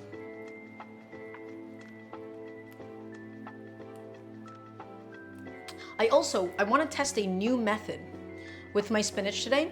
Instead of blanching my spinach, I want to try doing the just pouring boiling water on it method over the strainer, so I don't have to like bust out a pot or anything. That's a method that I've seen a couple of people do before, and I want to see how well it works out. Almost done with the cilantro, guys. Just continuing to pluck it. You can keep the thin stems, as always. Keep the thick stems if you would like. Again, the stems, they have a lot of flavor. You can save them for the stock if you would like to. In my case, I don't care enough to do that, so I will not. I always have cilantro at home, and I always have a surplus of cilantro stems. So I never particularly feel that inclined to save it for a stock or something, because whenever I do want to make a stock, I almost always have those stems. So I'm okay with, throwing it out. I don't think it's all that wasteful. Yeah, surely I might be losing a little bit of money on it, but it is biodegradable, of course. Okay. There you go. Last little bit of it. And we gotta take the chicken tender out before it overcooks. And in total, just 10 minutes of poaching for that guy. Because he's so small, he's so thin. Okay, that's all of my cilantro for today, guys. All of it all set, all ready to go. Yep, the chicken tender, it needs to be pulled out in just a moment's time. I'm just gonna go ahead and grab a little plate to go ahead and take it out on. And then the chicken breast is going to probably need, I wanna say maybe, 10 more minutes. It's a pretty thick chicken breast that I have there. So going back into the pot, I'm going to be removing my chicken tender. It's perfectly poached. It's nice and some say tender regarding a chicken tender. Many are saying this. Okay? Stir up all of the vegetables. Make sure the chicken breast is submerged once again. And I'm setting a timer for another 10 minutes. Maybe 6 minutes. We can do 6-7 minutes. Let's do 8 more minutes, I've decided. 8 more minutes, and then that'll be perfect. Okay, so we want cilantro in 2 forms for today. First is going to be just very, very roughly sliced. That's going to get mixed into the chili itself. So everybody, grab your cilantro, bundle it up, and we never ever chop. We never do a rock chop, we never crush it. We don't do a vertical motion. We get a nice, super, super sharp knife, my friends, and we slice, and we slice, and slice. We're going to just slice it up just like so. We only need a little bit for garnish, really. Okay, take it, slice it up. Full length of the knife, okay? You don't want to chop it, you don't want to crush it. And then I'm going to go back through and give it a few more passes. Wonderful, excellent. I'm going to go in with my bench scraper, and I'm going to just take out as much as I want for garnish and however much I want to be able to put into the final chili. Everybody, the measurements and everything, it's all completely approximate, okay? You can really, it's very difficult to have too much cilantro and something, because I feel like at a certain point it no longer becomes overwhelming, and especially the longer that you cook it, the less flavorful it ends up becoming. So you don't really ever have to worry about it being too, cilantro-y. For a cooked application, that is. Everybody, I'm gonna go back to this cilantro. I'm going to slice it a few more times because this is my garnishing cilantro. So these guys, I don't want big leaves. I want this to just be nice, small, little, teeny tiny bites. So, onto the Tupperware it goes, divided and separated so that we know which is which. This is for garnish, and that is for mixing. I'm gonna pop the lid on and just put it back into the fridge in the meantime for some safekeeping. Oh, I might have mixed it up slightly, but that's okay. I hit it a little bit too aggressively just now. Okay, what else do we have to do? Well, we gotta go ahead and get a little bit of lime juice for today. I'm just going to go ahead and grab one of my favorite kitchen tools, the citrus press, and its humble accompaniment today, the condiment bowl. I really like using a citrus press because squeezing limes, squeezing lemons, first of all, you always have to put a glove on because it's acidic and it damages your hands, especially in my case because I have eczema. And also, I find limes to be really tough. They're so hard. They're so hard, guys. All right?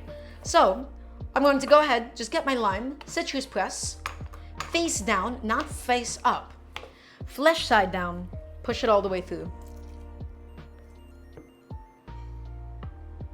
And these are not the world's juiciest limes. So I think we will just juice as many as we have, and then we'll see what happens afterwards. We're not gonna use all the limes, guys, because remember, they're very variable. Some days they're more acidic, some days they're sweeter. Some days they're juicier as well. There we go. That's 2 limes. And some of this will be going towards the salad. Some of this will be going towards the chili itself. You know what? I think I'm gonna stop there for now. I'd rather keep this guy intact if I can help it. I'm just gonna go ahead and take him and set him aside. Wonderful. So, everybody, in the meantime, I'm going to go ahead and get a kettle and fill it up with some water and set it to a boil. This is going to be specifically for the spinach today. My idea was to do a different blanching technique. Instead of heating up an entire pot of boiling water, I wanted just to heat up a kettle and pour that over my pile of spinach so that it gets to the final size that it needs without needing an ice bath. All right, but first I'm gonna go back to my chicken. I'm going to quickly flip it over. Again, we're flipping it often just to really make sure that she's evenly and properly cooking up, my friends.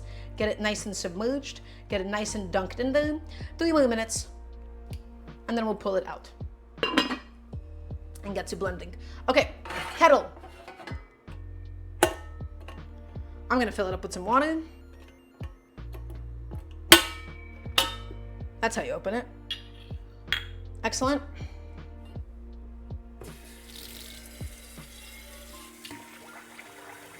You know, I almost never use a kettle, so I'm actually like a little unsure of how are you supposed to like easily fill this thing.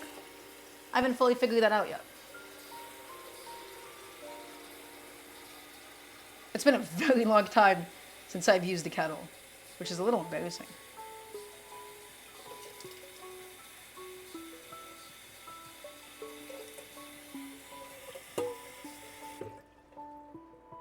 Okay, that's mostly filled up, I think. I'm just gonna get it up to a nice aggressive boil, everybody.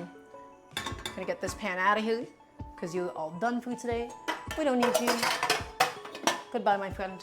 And get it up to a nice aggressive boil. I don't think I gotta tell you how to boil a kettle though. You'll know when it's ready. Lovely. So, chicken is poaching. Next, I guess we can do some of the prep for the salad. We have the lime juice, we have the cilantro. Let's also go ahead and probably, we can do the oregano after the blending. We'll take out the chicken, we'll let it cool down a little bit. Let's also just go ahead and get my can opened for today while we're at it. So, green pigeon peas. I truthfully have never seen green pigeon peas ever be used in Mexican food before. And if they have been, then I'm welcome to be incorrect. If there is somebody here in chat that would be able to, correct me on this one, please let me know. Do I drink tea, chef? Oh, avidly. But it does hurt my tummy, and caffeine is actually quite bad for me, so not as much as I would like to. School of rock and roll. I'm gonna grab those pigeon peas. For today, we will not need any of this bean liquid, okay? Because it is going to have the viscosity that it needs. It is going to be thick enough. We do not need any of that liquid. So, why am I using green pigeon peas? Because this is what I have at home. Feel free to use chickpeas. Feel free to use red kidney beans, use black beans, use anything that your heart desires, or neglect the addition of the beans entirely. All right? It is totally and absolutely up to you. I'm including them because I don't have that much chicken and I wanted some extra protein. I do love the texture and taste of a green pigeon pea, I must say. I think inside of a chili, a little unorthodox, but gonna be quite delicious nonetheless. Okay, so 55 seconds, we'll take out the chicken breast in just a second. Oh, 50 seconds that is. I'll have a little sip of water.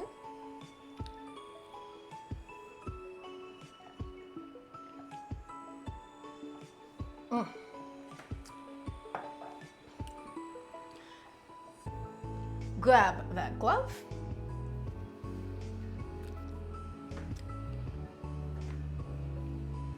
My chicken breast has successfully poached.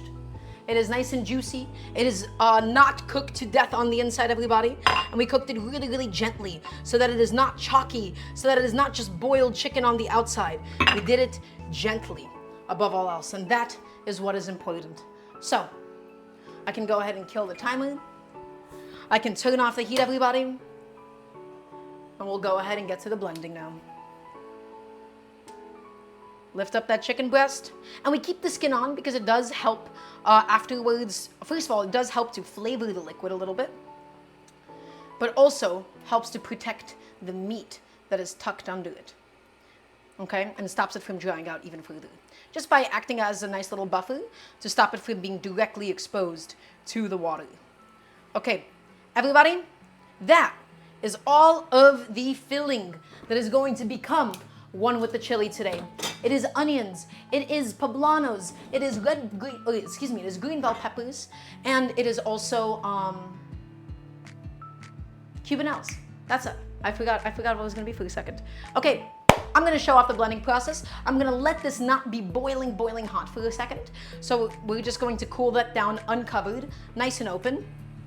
And I am going to make a little bit of space for my Vitamix. Everybody, if you have an immersion blender, use that. In fact, that would be ideal. The reason why this immersion blender doesn't work is because this is an enameled pan, and so the metal edges of it could end up scratching it, okay? But if it was just like a plain old stainless steel, then you can go ahead and do that as well. Okay, right. Where is my beautiful Vitamix? There she is, my pride and joy. My very expensive piece of equipment that one of my lovely chatters, God, I love being a streamer, bought for me. Excellent. Come on, hold on, lime juice. Get out of here. Get out of here, buddy. You have nothing to do with me. Thank you. Okay, that's plugged in. That is off. Excellent. I am going to go ahead and ladle in all of my delicious chili stuff inside. All of my chilies, all of my onions, all the liquid. Okay? So, everybody, blender safety. I need to hear a nice yes chef from everybody watching. If you have, let's say a NutriBullet, let's say a Ninja Bullet, one of those closed twist top blenders, you need to let this cool down until it is at maximum warm. Because those guys, they don't have an open top. This has an open top. This lets all the steam vent out. If you use a closed system like a NutriBullet, it will build up so much pressure that it explodes when it's open and it damages the equipment. It causes it to overheat. It damages everything. So you can only blend hot and warm stuff if you have one of two things, an immersion blender or an open top blender. Okay, really, really important, really critical that you guys all understand this, so I'm not leading you to your demise. Filling it up, excellent. Getting all the good stuff in there. This is going to be a very delicious chili, everybody. I'm very excited about it. And so simple. Everybody, wasn't this easy? Very, very simple, not technical. We're just giving it some love. And a very chill stream overall today.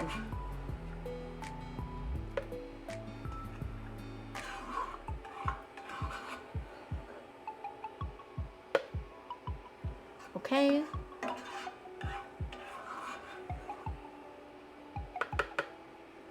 Let's see. Is that all the chunks? I just want to get the most of them out. The tomatillo seeds are not going to get blended all that well, so I'm okay if a few of them remain inside of the pot like that. There you go. Everybody, blend it to your desired consistency. Me personally, I am looking for something entirely, completely, and totally homogeneous. You need a new blender, what to get? Shark Dog, that is a big budget question. That greatly depends and is essential depending on your budget. Because a high budget, let me tell you, you can get something very special. So, with a blender, we start off on a low speed, and then we slowly begin to increment it. Okay, have this on there just to be able to help press things down. Start off on the lowest speed. It's already established a flow. Begin moving it.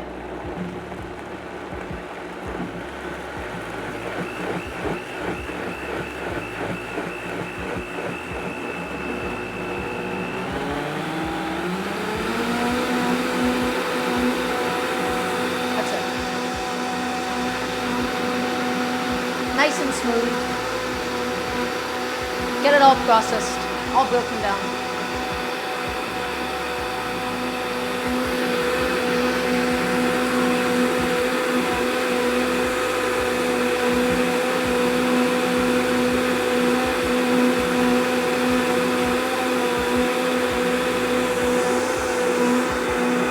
And that's it. That's That's all that it's gonna take. It's all soft boiled vegetables essentially at this stage. So there's no worries about this being undercooked or under blended at all. I just gave that a little taste. Everybody, that tastes fantastic. That tastes delicious. So I'm gonna go ahead and open up this bad boy. Open it up. Excellent. And then we're going to clean it as soon as possible as well, everybody. Do not forget about the cleaning stage. The easiest time to clean a blender is immediately after you use it, before all the ingredients dry out on it. I'm pouring all of that delicious chili base inside. All of it goes in. All of it goes in. We do not want to waste any little bit of it. Okay? I'm gonna grab a spoon. I'm going to push the rest of it out, and then I'm going to hop onto the camera to be able to show it to you guys. I'm gonna teach you how to properly clean a blender. All right? Get all of this stuff poured out. Get it poured out. Get it inside. Nice. Excellent. And now, everybody, my only goal, I want to be able to concentrate it. I want to be able to intensify the flavors that are inside of this pot at the moment. Even as flavorful and yummy as it is at the moment, I want to be able to cook the legumes, cook the pigeon peas in with everything else. So, in goes my pigeon peas. We're also going to need a bunch of salt to be able to compensate for all of these peas that we've just added inside. Okay? We're going to take this, slap this onto like a medium heat or so. If the heat is too high, this is going to end up splashing all over the kitchen. So please be mindful. All right? I'm gonna get some salt inside to compensate for all the pigeon peas that we just added. There you go. Excellent. Everybody, mix it in. And last but not least, we're going to get some of that Mexican oregano inside as well. And this is the beginnings and almost the end of a delicious little green chili. It's simple, it's easy to make, and anybody can do this. That is why I love green chilies like this. They feel so accessible in a way. So my kettle is boiling, maybe a little preemptively. I can probably just turn off the heat on that right now and we can get to boiling it in a second. Mexican oregano. It's on the stem at the moment, so what I do is I just grab a little pinch of it and then I rub it in between my fingertips. We're going to be cooking this with the lid off though. Okay? Just to help it to evaporate a little bit. Everybody, look at how it splashes. Look at how it's splashing. If it is splashing, lower your heat. Okay? There you go. It is just simply too viscous for you to use a high heat for this. And Mexican oregano goes inside. Just rubbing it in between my hands, just like so. I'm able to pluck out the stem that way. Wonderful. Get it in there, get it cooking. Very, very gently. Okay. So, everybody, blenders are so annoying to clean, at least the ones I've had. Shark Dog, I'm going to go ahead and teach you the best way to go ahead and clean this. Also, why is Mexican oregano hard to find? Honestly, that's an amazing question. ABSP, I have no idea myself. I have struggled to find it before in the past as well. I get it. I understand your concerns. I don't know either. Okay, we're gonna let that slowly cook. Everybody, the key to perfectly cleaning a blender is to use the blending function itself. You don't have to use any brushes. You don't have to use any sponges whatsoever. All that I'm going to do is the following. First, I'm going to start off by rinsing out the big solids, especially on the edges. Especially towards the edges, I'm going in there and I'm rinsing off all of the solids. I'm pulling it out. And now everybody, to be able to actually properly get under the blade, 2 pumps of soap, and then fill it up halfway with some warm water. Not hot, not boiling, but warm water. Halfway up.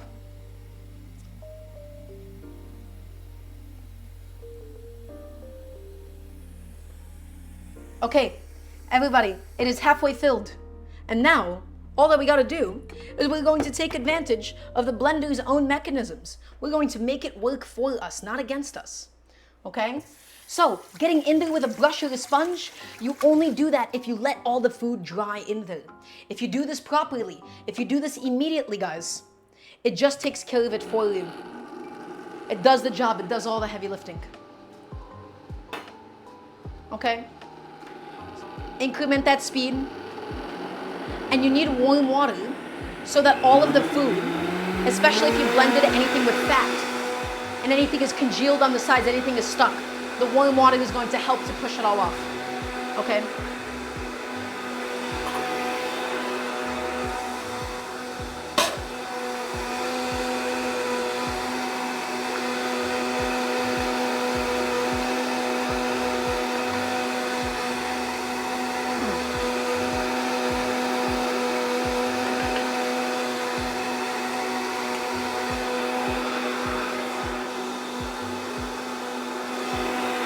Let it go. Let it go. Let it do its own thing.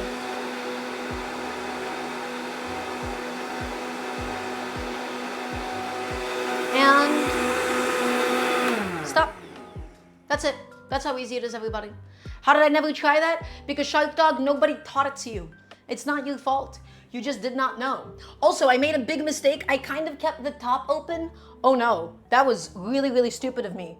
I thought I put the lid of it on. Okay, don't be like me. Please put the little plastic lid on for this. Don't do an open top. That was a terrible, terrible, terrible mistake on my end. Okay, anyways.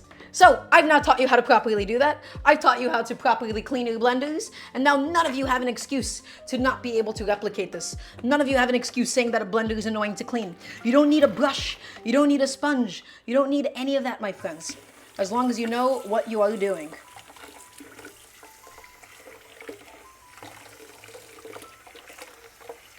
It even got the top of it too, which doesn't always happen, but just sometimes. People think that you have to get in there and get under the blades. Not at all. You do not want to let the food dry though. You leave that blender out for even like 15 minutes and it's going to become a much more difficult task. Smells are going to get trapped in your blender. Your smoothies are going to taste like jalapenos. Okay? That is not what you want. So clean it immediately, expeditiously. I know I'm saying that over and over again, but it really is just that important.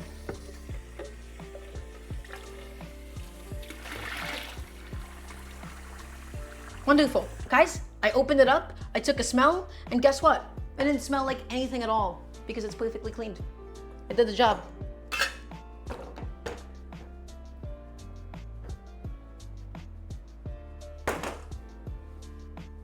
My chicken chili is slowly cooking. We're slowly softening up those beans.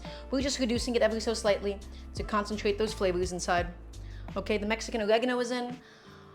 What else do we have to do? We have to shred the chicken, we have to put my blender away, and we have to actually make the salad for today too.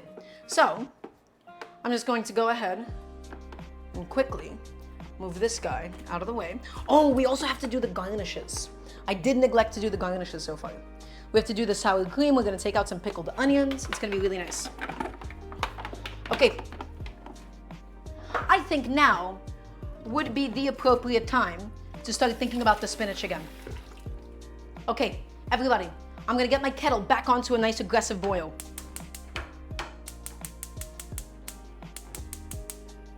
So, I wanna try the other method, which is to use the spinach over a colander, over a strainer, and then pour boiling water directly over that instead of getting another pot, instead of shocking it, doing all of that unnecessary extra work, guys. We're gonna be trying something new today. A method that was suggested to me by somebody, I forgot who it was. Somebody suggested it to me quite a while ago, and I've wanted to try it ever since. Okay, so I have my spinach. It's all just sitting on a strainer, just like so. My kettle is squeaking.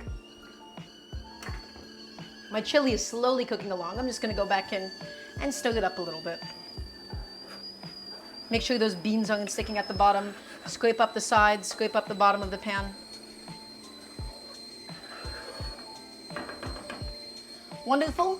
Everybody, I'm gonna take the strainer, I'm gonna pour the boiling water directly on it, and we'll see how this method goes. I'm excited. Okay? Boiling hot water, strainer on. Everybody, I hope I do not burn my fingers doing this because I'm precariously close to doing so.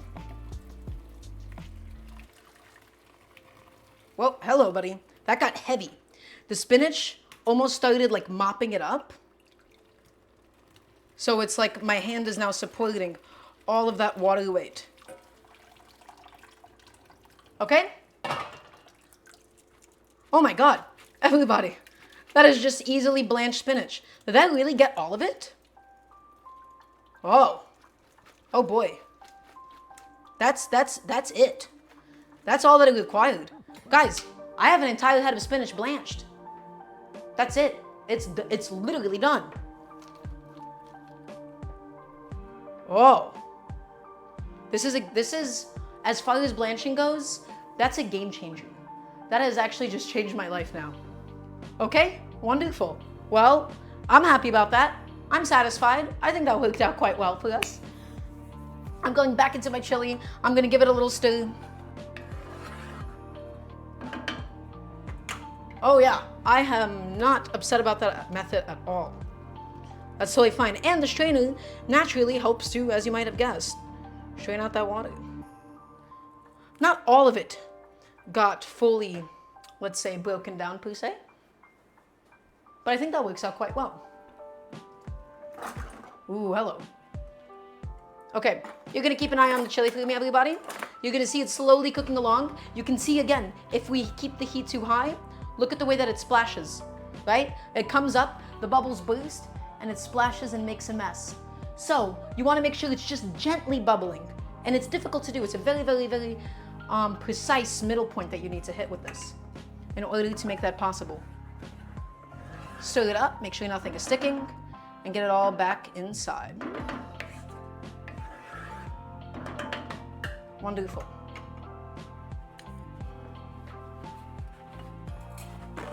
Well, I'm happy. I'm very satisfied with this process so far. I am not upset at all. Okay, spinach, I'm just gonna move around with some chopsticks just to really make sure that those stems do get properly broken down. Yeah, this is just gonna be the method that I do in the future. I'm never going to be blanching spinach in a pot and then doing an ice bath.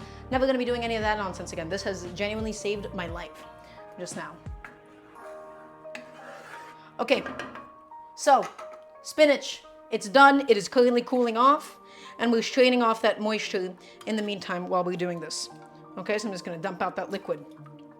The rice is completely and totally finished. That's reducing, that's cooking. Let's go ahead and do all of the prep for the salad today, which is honestly barely a salad as much as it is just a seasoned spinach. So I'm going to go ahead, get to my cutting board. I have this one jalapeno that I'm adding in here for a little bit of heat because I just thought it would be a nice addition into the salad overall. I'm going to first cut it into these thin little strips, keeping the seeds inside because I want to be able to get all of the heat into the salad with the spinach.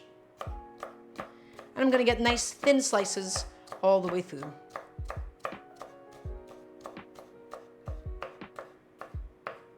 And we're just gonna grab a nice small little mixing bowl for all of this.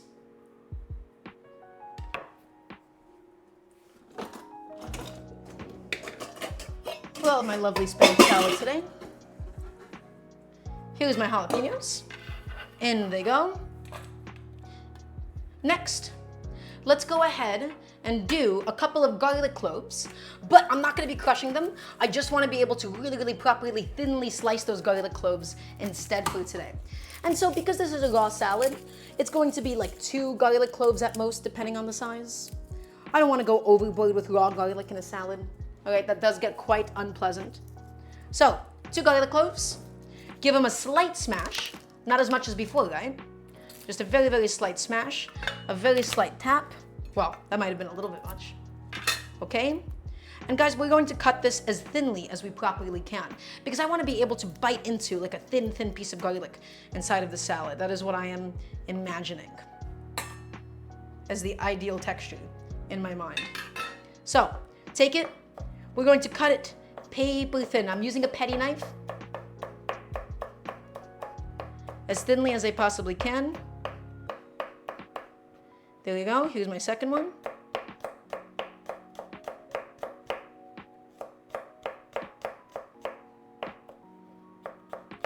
Flip it over. Wonderful. Take all that, throw it inside of the mixing bowl. Excellent. Chili started bubbling? Oh no. Is it making a mess? Oh, everybody, that's a gentle simmer. That is perfect though. That is totally okay for my purposes. Especially because the solids sink to the bottom, the water rises to the top, and then it's able to bubble and boil along in peace. If you keep mixing it all the time, then it'll continuously splash up. So, here's what we're going to do. Here's how we're going to season the salad. We're going to start off with, let's say, a tiny little drop of lime juice. Just because we have some acidity in here would be really welcome, yeah? Lime juice goes in. Next, we're going to go ahead and do some sesame seeds, just because I thought that would be delicious. I have some roasted sesame seeds.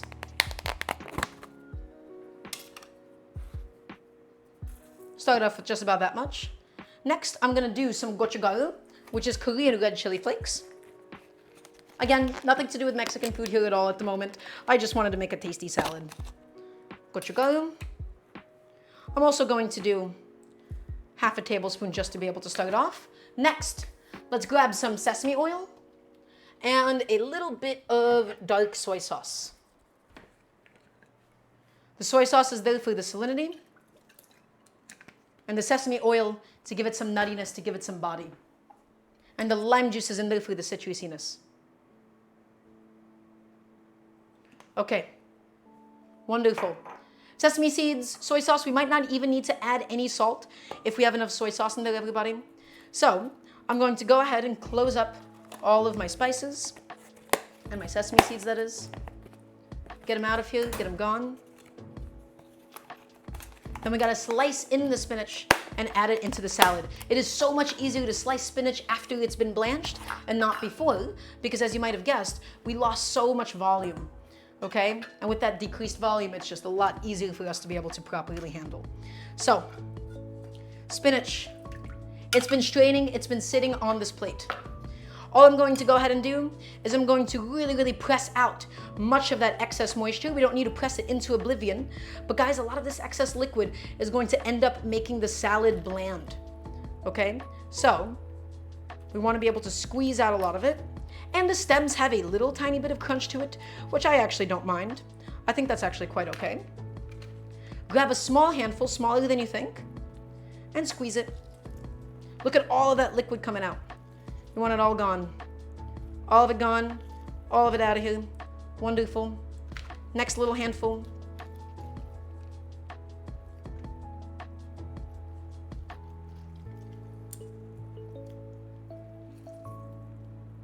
Ugh. Yeah, you don't want to completely destroy your leaves, you don't want to turn them into mush, and you don't want it to be completely devoid of liquid. But guys, look how much water is coming out of it. It's like they've mopped it up. You know, and when they mop it up, all of that liquid is just gonna go into your salad and then really just dilute your seasonings. It's just adding a bunch of water weight when you do not need it. Wonderful. Okay.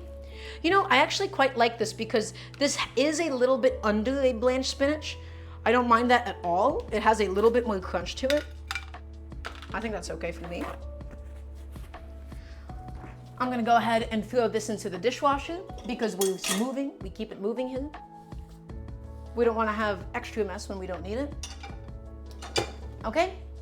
And now the only thing is I'm just gonna get it processed for the salad. You don't wanna do super tiny pieces. You also don't wanna do massive pieces of spinach. So something like that I think is going to be perfect for today. Just go in there and process it. There is no right or wrong way to do this, honestly.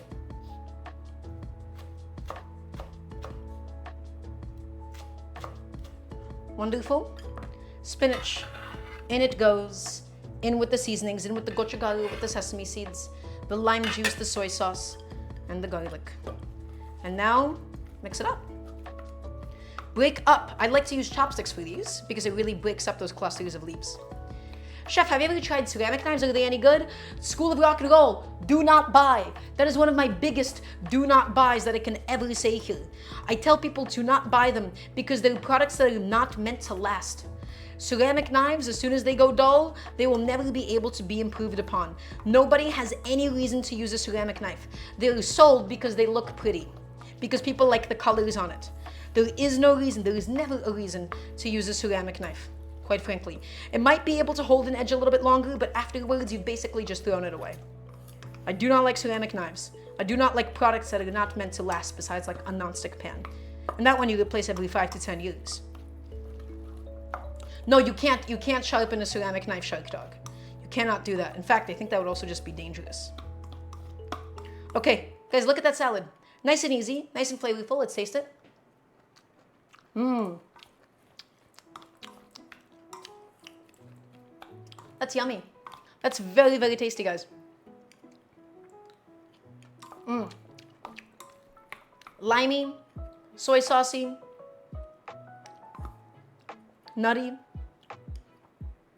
That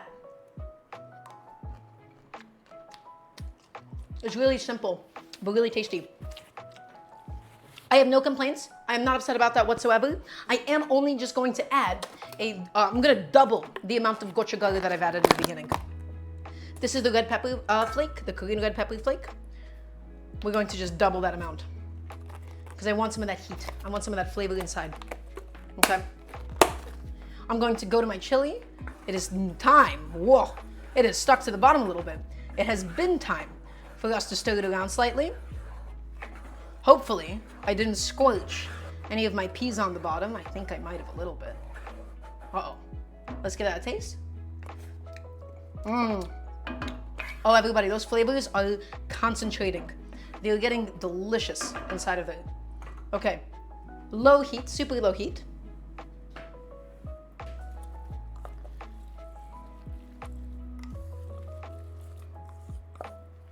Hi, Sunny Peach Kush. I hope you're doing well today.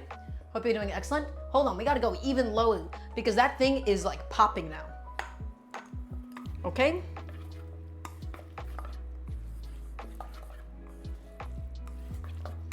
Look at that salad, guys. Nice and easy, nice and simple, super delicious. Mmm, flavorful. I hate raw spinach salads because the spinach, it's like so difficult to grab, right? The dressing doesn't stick to it, it just slides off of the leaves. But I love cooked spinach salads, guys, because the spinach genuinely like mops up the dressing, right? It's able to really, really get it in there, and you're able to eat a lot more spinach at once. Everybody, I want you all to get into the habit of making cooked warm spinach salads. I would love to hear a nice, resounding, yes, chef, please, and thank you from everybody watching. I love a good spinach salad. Wonderful. I'm getting a container for it. What do we have left to do? We gotta shred the chicken. We gotta shred some cheese. Add the cilantro, add the lime juice inside, and then plate. The butter is done, or the buttered rice is done. The spinach salad is done. And everybody, if you're enjoying the cooking show, you can type in exclamation mark Patreon in the chat if you'd like to support me, if you'd like to help me make, you know, my dream of being able to go full time with this one day. Okay? So, and also, by the way, cooking streams are really expensive. You can also do exclamation mark tip or donate, right? There's a lot of equipment, there's a lot of stuff that needs to happen for these things to keep going. The spinach salad, everybody, it is excellent. Excellent, excellent, excellent to have at home. So, I'm gonna label it, I'm gonna date it, and then put it away. Just going back in and stirring up my chili, making sure nothing is burning.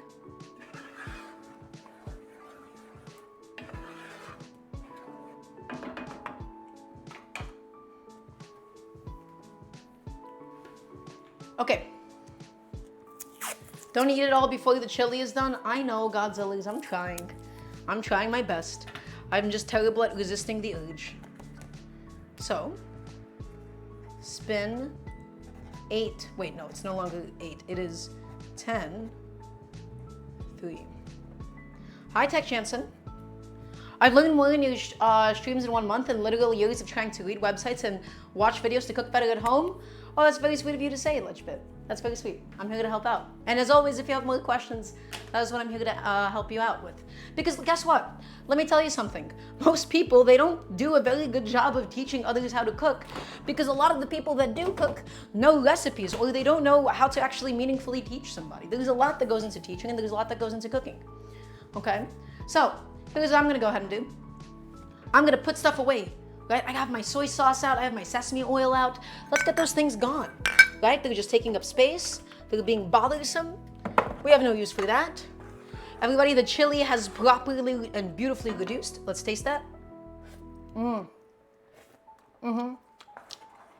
Wonderful. Genuinely wonderful. Very light, very green. All right? Get rid of all those spices that we no longer want. Get them gone. As well as my Mexican oregano. Goodbye to you. Okay. So, in the interest of reusing some dishes, I have this bowl. I'm gonna shred the chicken in this bowl, because why not? Okay? I'd rather not go get a separate bowl. I'm just gonna quickly rinse it out. Get all that stuff out of there. Because we don't need soy sauce and sesame oil inside the final product, but also if some of it gets in, who cares? Okay? So, bowl, chicken breast, chicken tender. I'm gonna get those resting juices in there. Excellent. Beautiful. Get this guy gone. Now, this chicken may or may not be fully cooked on the inside. And if it's not, that is okay, because we are ready for that outcome, my friends. This shredded chicken is gonna be nice and juicy. It's going to finish cooking inside of the chili, which is what we've wanted all along.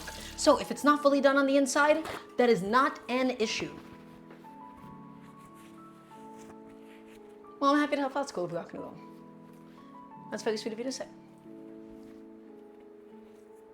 little bit more salt goes in, especially because the chicken on the inside is quite bland, I must say. Stir it around to stop everything from burning. And we could probably do an even lower heat in the meantime. Okay, let's grab some gloves and let's shred that chicken. First, I'll tie up my hair though. So, the chicken skin, we want nothing to do with it. The chicken skin, it's not really gonna add anything. It's not a crispy, delicious chicken skin. It's not the nice, bouncy, yummy, flavorful Hainanese chicken skin. It is just kind of dry and unpleasant. Nobody really wants it. Okay, gloving up. And so you can use a fork. Some people, they use a mixer. Because this is a chili, I actually don't want this in too fine of a shred. So, off goes that big thing of chicken skin first and foremost. I'm opening it up, and everybody, that is absolutely 100% fully cooked on the inside. What I do want though, is I want some proper long shreds of chicken, okay? I don't want little teeny tiny shreds. I don't want you to rip it up. So guys, take a look. You see where the fibers of the chicken are going? I want you to pull along those fibers and allow it to naturally release itself to you. Allow it to naturally release, just like so. You see that? That is what we want. That is the kind of shredded chicken consistency that you and I are looking for. So don't rip it, don't tear it, guys. Just peel it, essentially. Peel it, peel it. The fibers are so tender that they will allow you to rip them, but we're going to try and stop that from happening. Okay? I have a little bit of tiny cartilage here, I think. Yep. Left over from the chicken wing. So take it and just peel it back wherever you can, my friends. Separate those fibers and get in there. And get in there. Wonderful.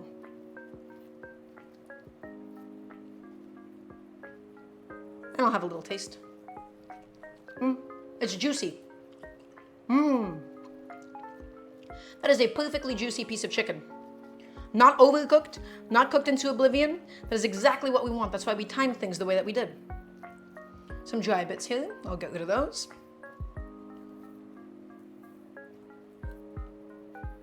Wonderful.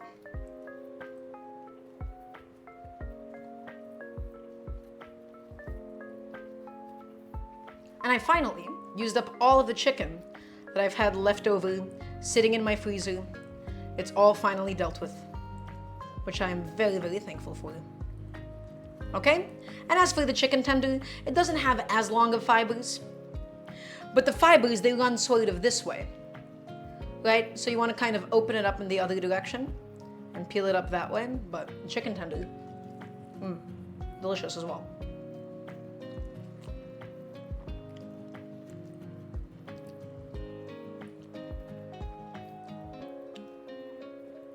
Poached chicken can be so delicate, it can be so delicious, and so many people sleep on it because they're terrified of, God forbid, I've cooked chicken in water.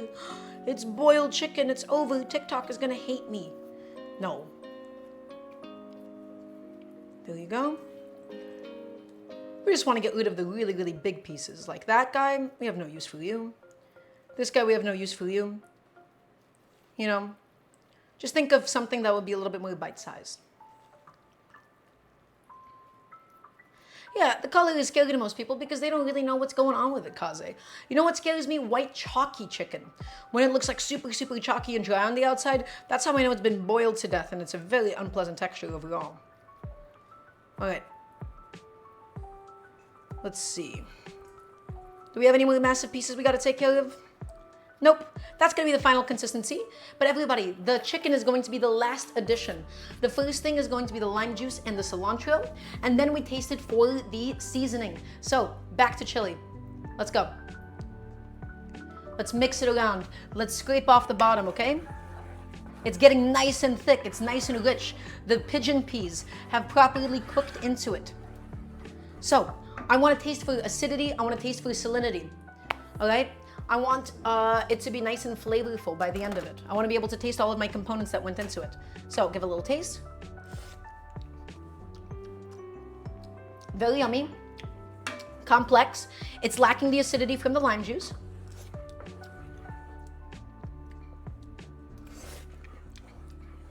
Do I want more salt? I'm going to say, yeah, we're gonna do some more salt. So however much is in here, in she goes. And now everybody, we do the chicken. Chicken goes in right now. Beautiful. All of it inside, alongside my lime juice. In she goes, and one big happy little handful. And we want to mix the chicken in, everybody. You want the chicken to be able to essentially mop up the chili.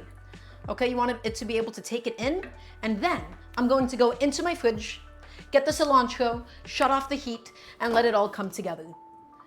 Let's get that cilantro out. Ugh.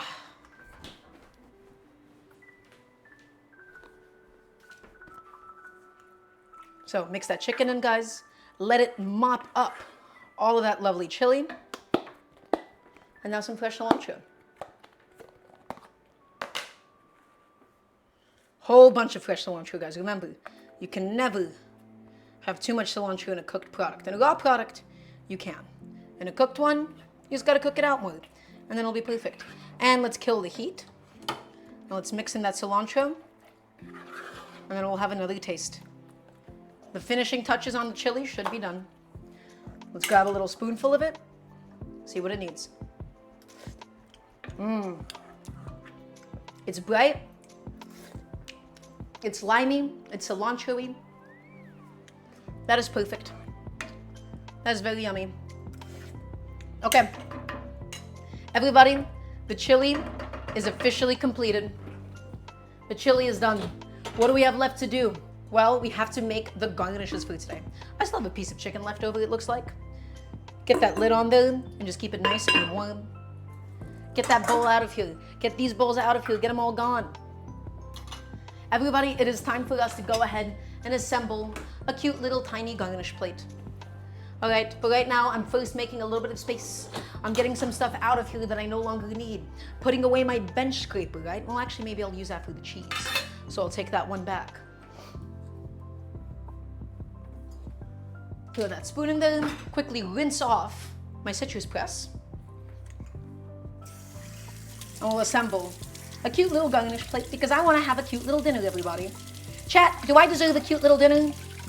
Do I deserve it to look nice? I want to hear a nice Rosanna, yes, chef. Please and thank you.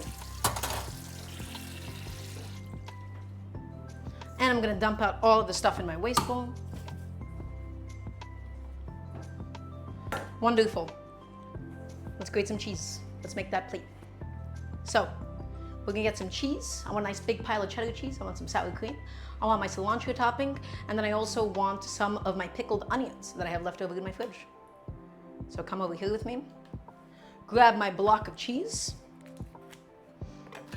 I got some seriously sharp cheddar today, as denoted by the packaging. Okay? Because I want something pungent. I want something salty. I want something with some character to it. Okay? It's cheddar. I love cheddar cheese. Okay. And always, everybody, block grate it, and never, never, never do I buy bagged shredded cheese. Mostly just stop snacking. Kaze, I am shredding cheese. It is my God-given right to snack on shredded cheese.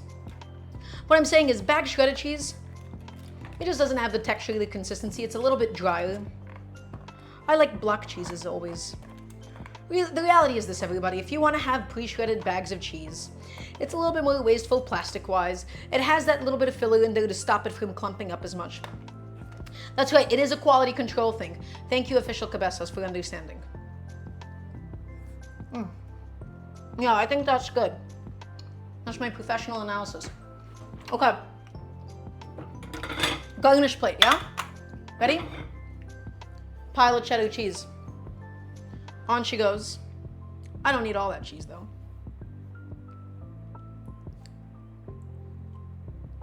So some of that is for me.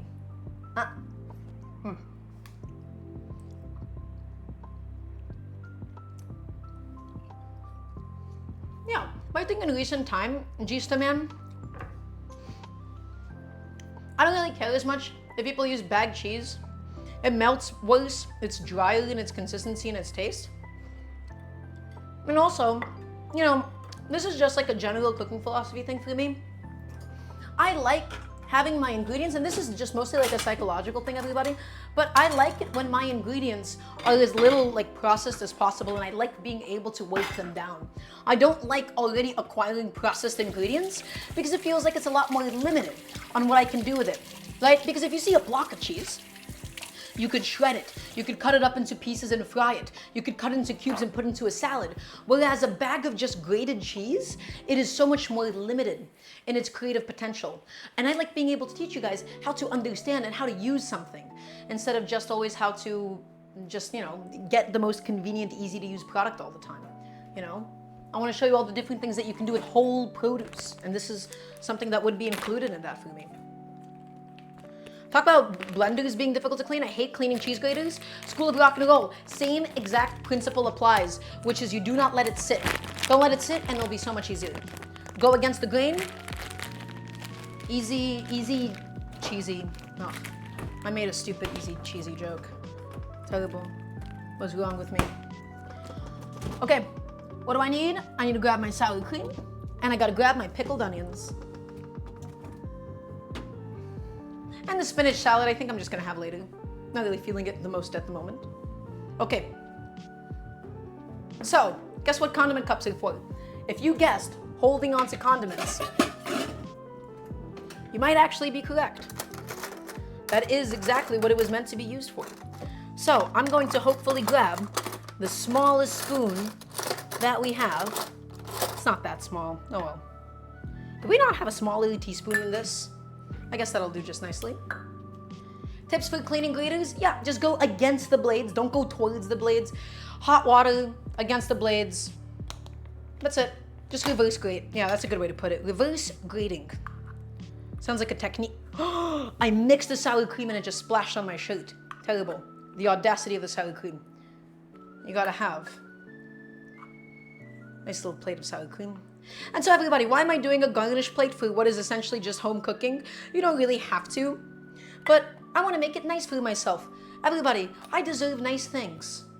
You know, we all deserve nice things sometimes. We want to make our food presentable, we want to make it look pretty. Also, the reason why I really like presenting things this way is because then people can choose how much of something that they would like, especially if you're serving this to multiple people, right? It really just like suggests, well, there's a lot of plating theory, but that's okay. The picture is gonna be amazing. Yeah, that's also my motivation there. Let's make this explicitly like clear as to like what's happening here. It's for the picture, guys. I'm so sorry. Normally, it would just be my own chili, I would just put it all wherever you wanted it to be. All right, cilantro, get the last of my little teeny tiny blades of cilantro. Excellent. 2 more things. We gotta get the pickled onions out of the fridge. I just have some really basic, very tasty, very, very yummy, quick pickled onions. And we gotta cut up a little tiny wedge of lime for ourselves. 1 and 2. 2 little lime wedges over here. And let's go get my pickled onions out of the fridge. Even though the chili technically has more than enough lime, then it needs like multiple times over. I'm still doing that, okay? What did I go in here for? Ah, wait, oh, I already took my pickled onions out. I'm silly, I'm dumb. I already got them ready. I like to always handle them with some chopsticks. Always the easiest method for me. The pickled onions we didn't make on stream, these were just from another time. There you go, quick pickled red onions. Actually, barely even quick pickled. It's just vinegar and onions. It's not even like sweet or anything. There you go. Wonderful. My lime wedges, my cilantro, my cheese, and my sour cream. Everybody, let's go get a bowl of chili and let's get a bowl of rice. Now the question is the following. Do we do a bowl of rice in the same bowl as the chili? I believe so. I think that would be the best way to go about this. That would be optimal. Just because, you know, it is the most, even if it doesn't make for the best picture still, it is still going to make for the most convenient eating. Oh, guys, that buttery rice is indeed buttery. It's nice and fluffy. It's nice and soft. I'm gonna grab myself a nice red bowl because the green chili should hopefully be able to contrast the red bowl. Okay? So, I got a bowl. I'm gonna get some rice for myself. And just get it in there. Pile it in, pile it in. And what I like doing is almost like a half and half kind of plating. So you get like the visual contrast of it. And then you do a little bit of extra rice under it just to help it to pad. So 1 second, I'll show you guys what I mean.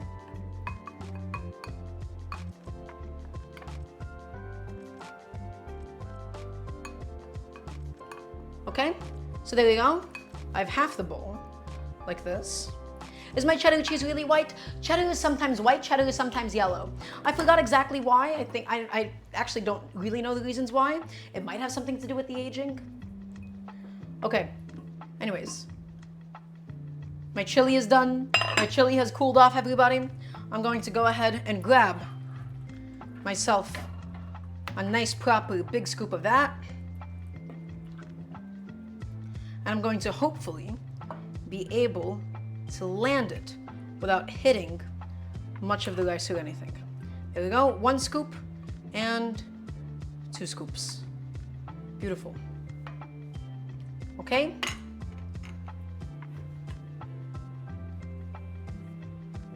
Wonderful. That's my chili. That's my rice. Everybody, I'm gonna first take a picture of it as it is. And then I'll take a picture with the toppings actually on it, and we'll see which one actually ends up better, because I have to do it good for Twitter.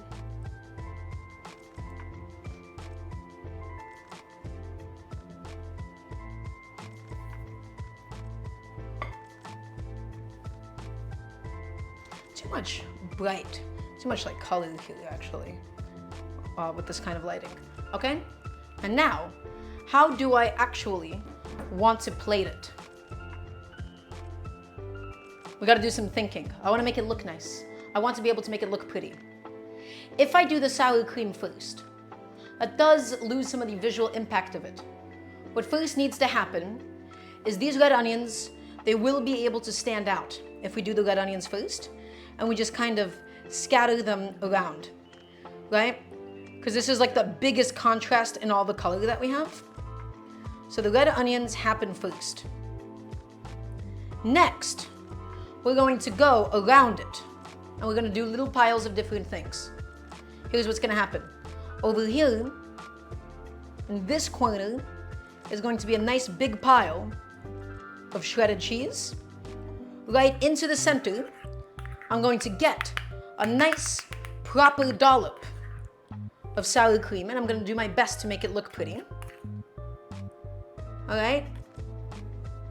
Again, mostly for camera reasons, everybody. I'm going to keep it quite centered in my case. And then the cilantro is going to go very, very gently scattered around it.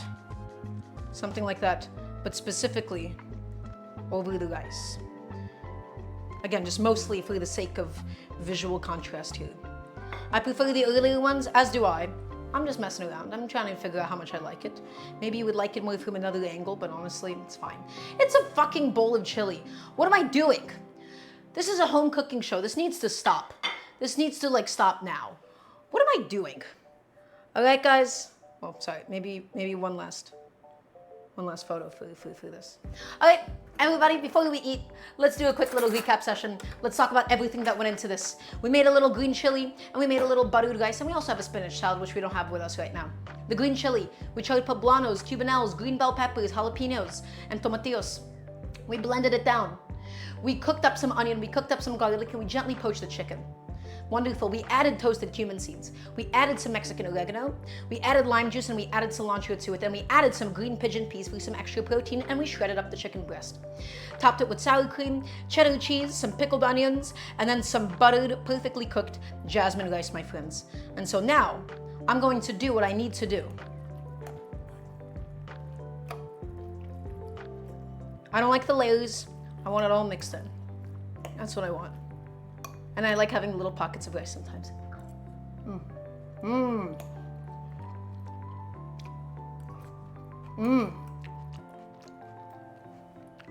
Oh, that is delicious. Guys, that is lovely. It's simple, it's clean, it's flavorful.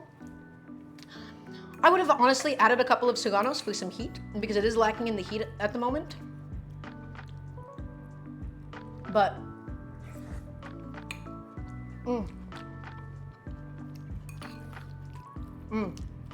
that's tasty. Although I want a pile of cheddar cheese. It is my God-given right to eat a lot of cheddar cheese, everybody. That is how I like my chilies. I like my chilies with an aggressive amount of cheese on top. All right? I feel like that must be said.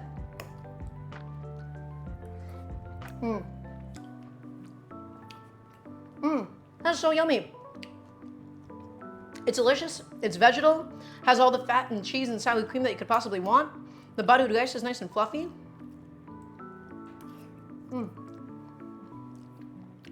This is so comforting. This is so easy to eat. It's flavorful. You can make a big pot of it at once. It reheats exceptionally well.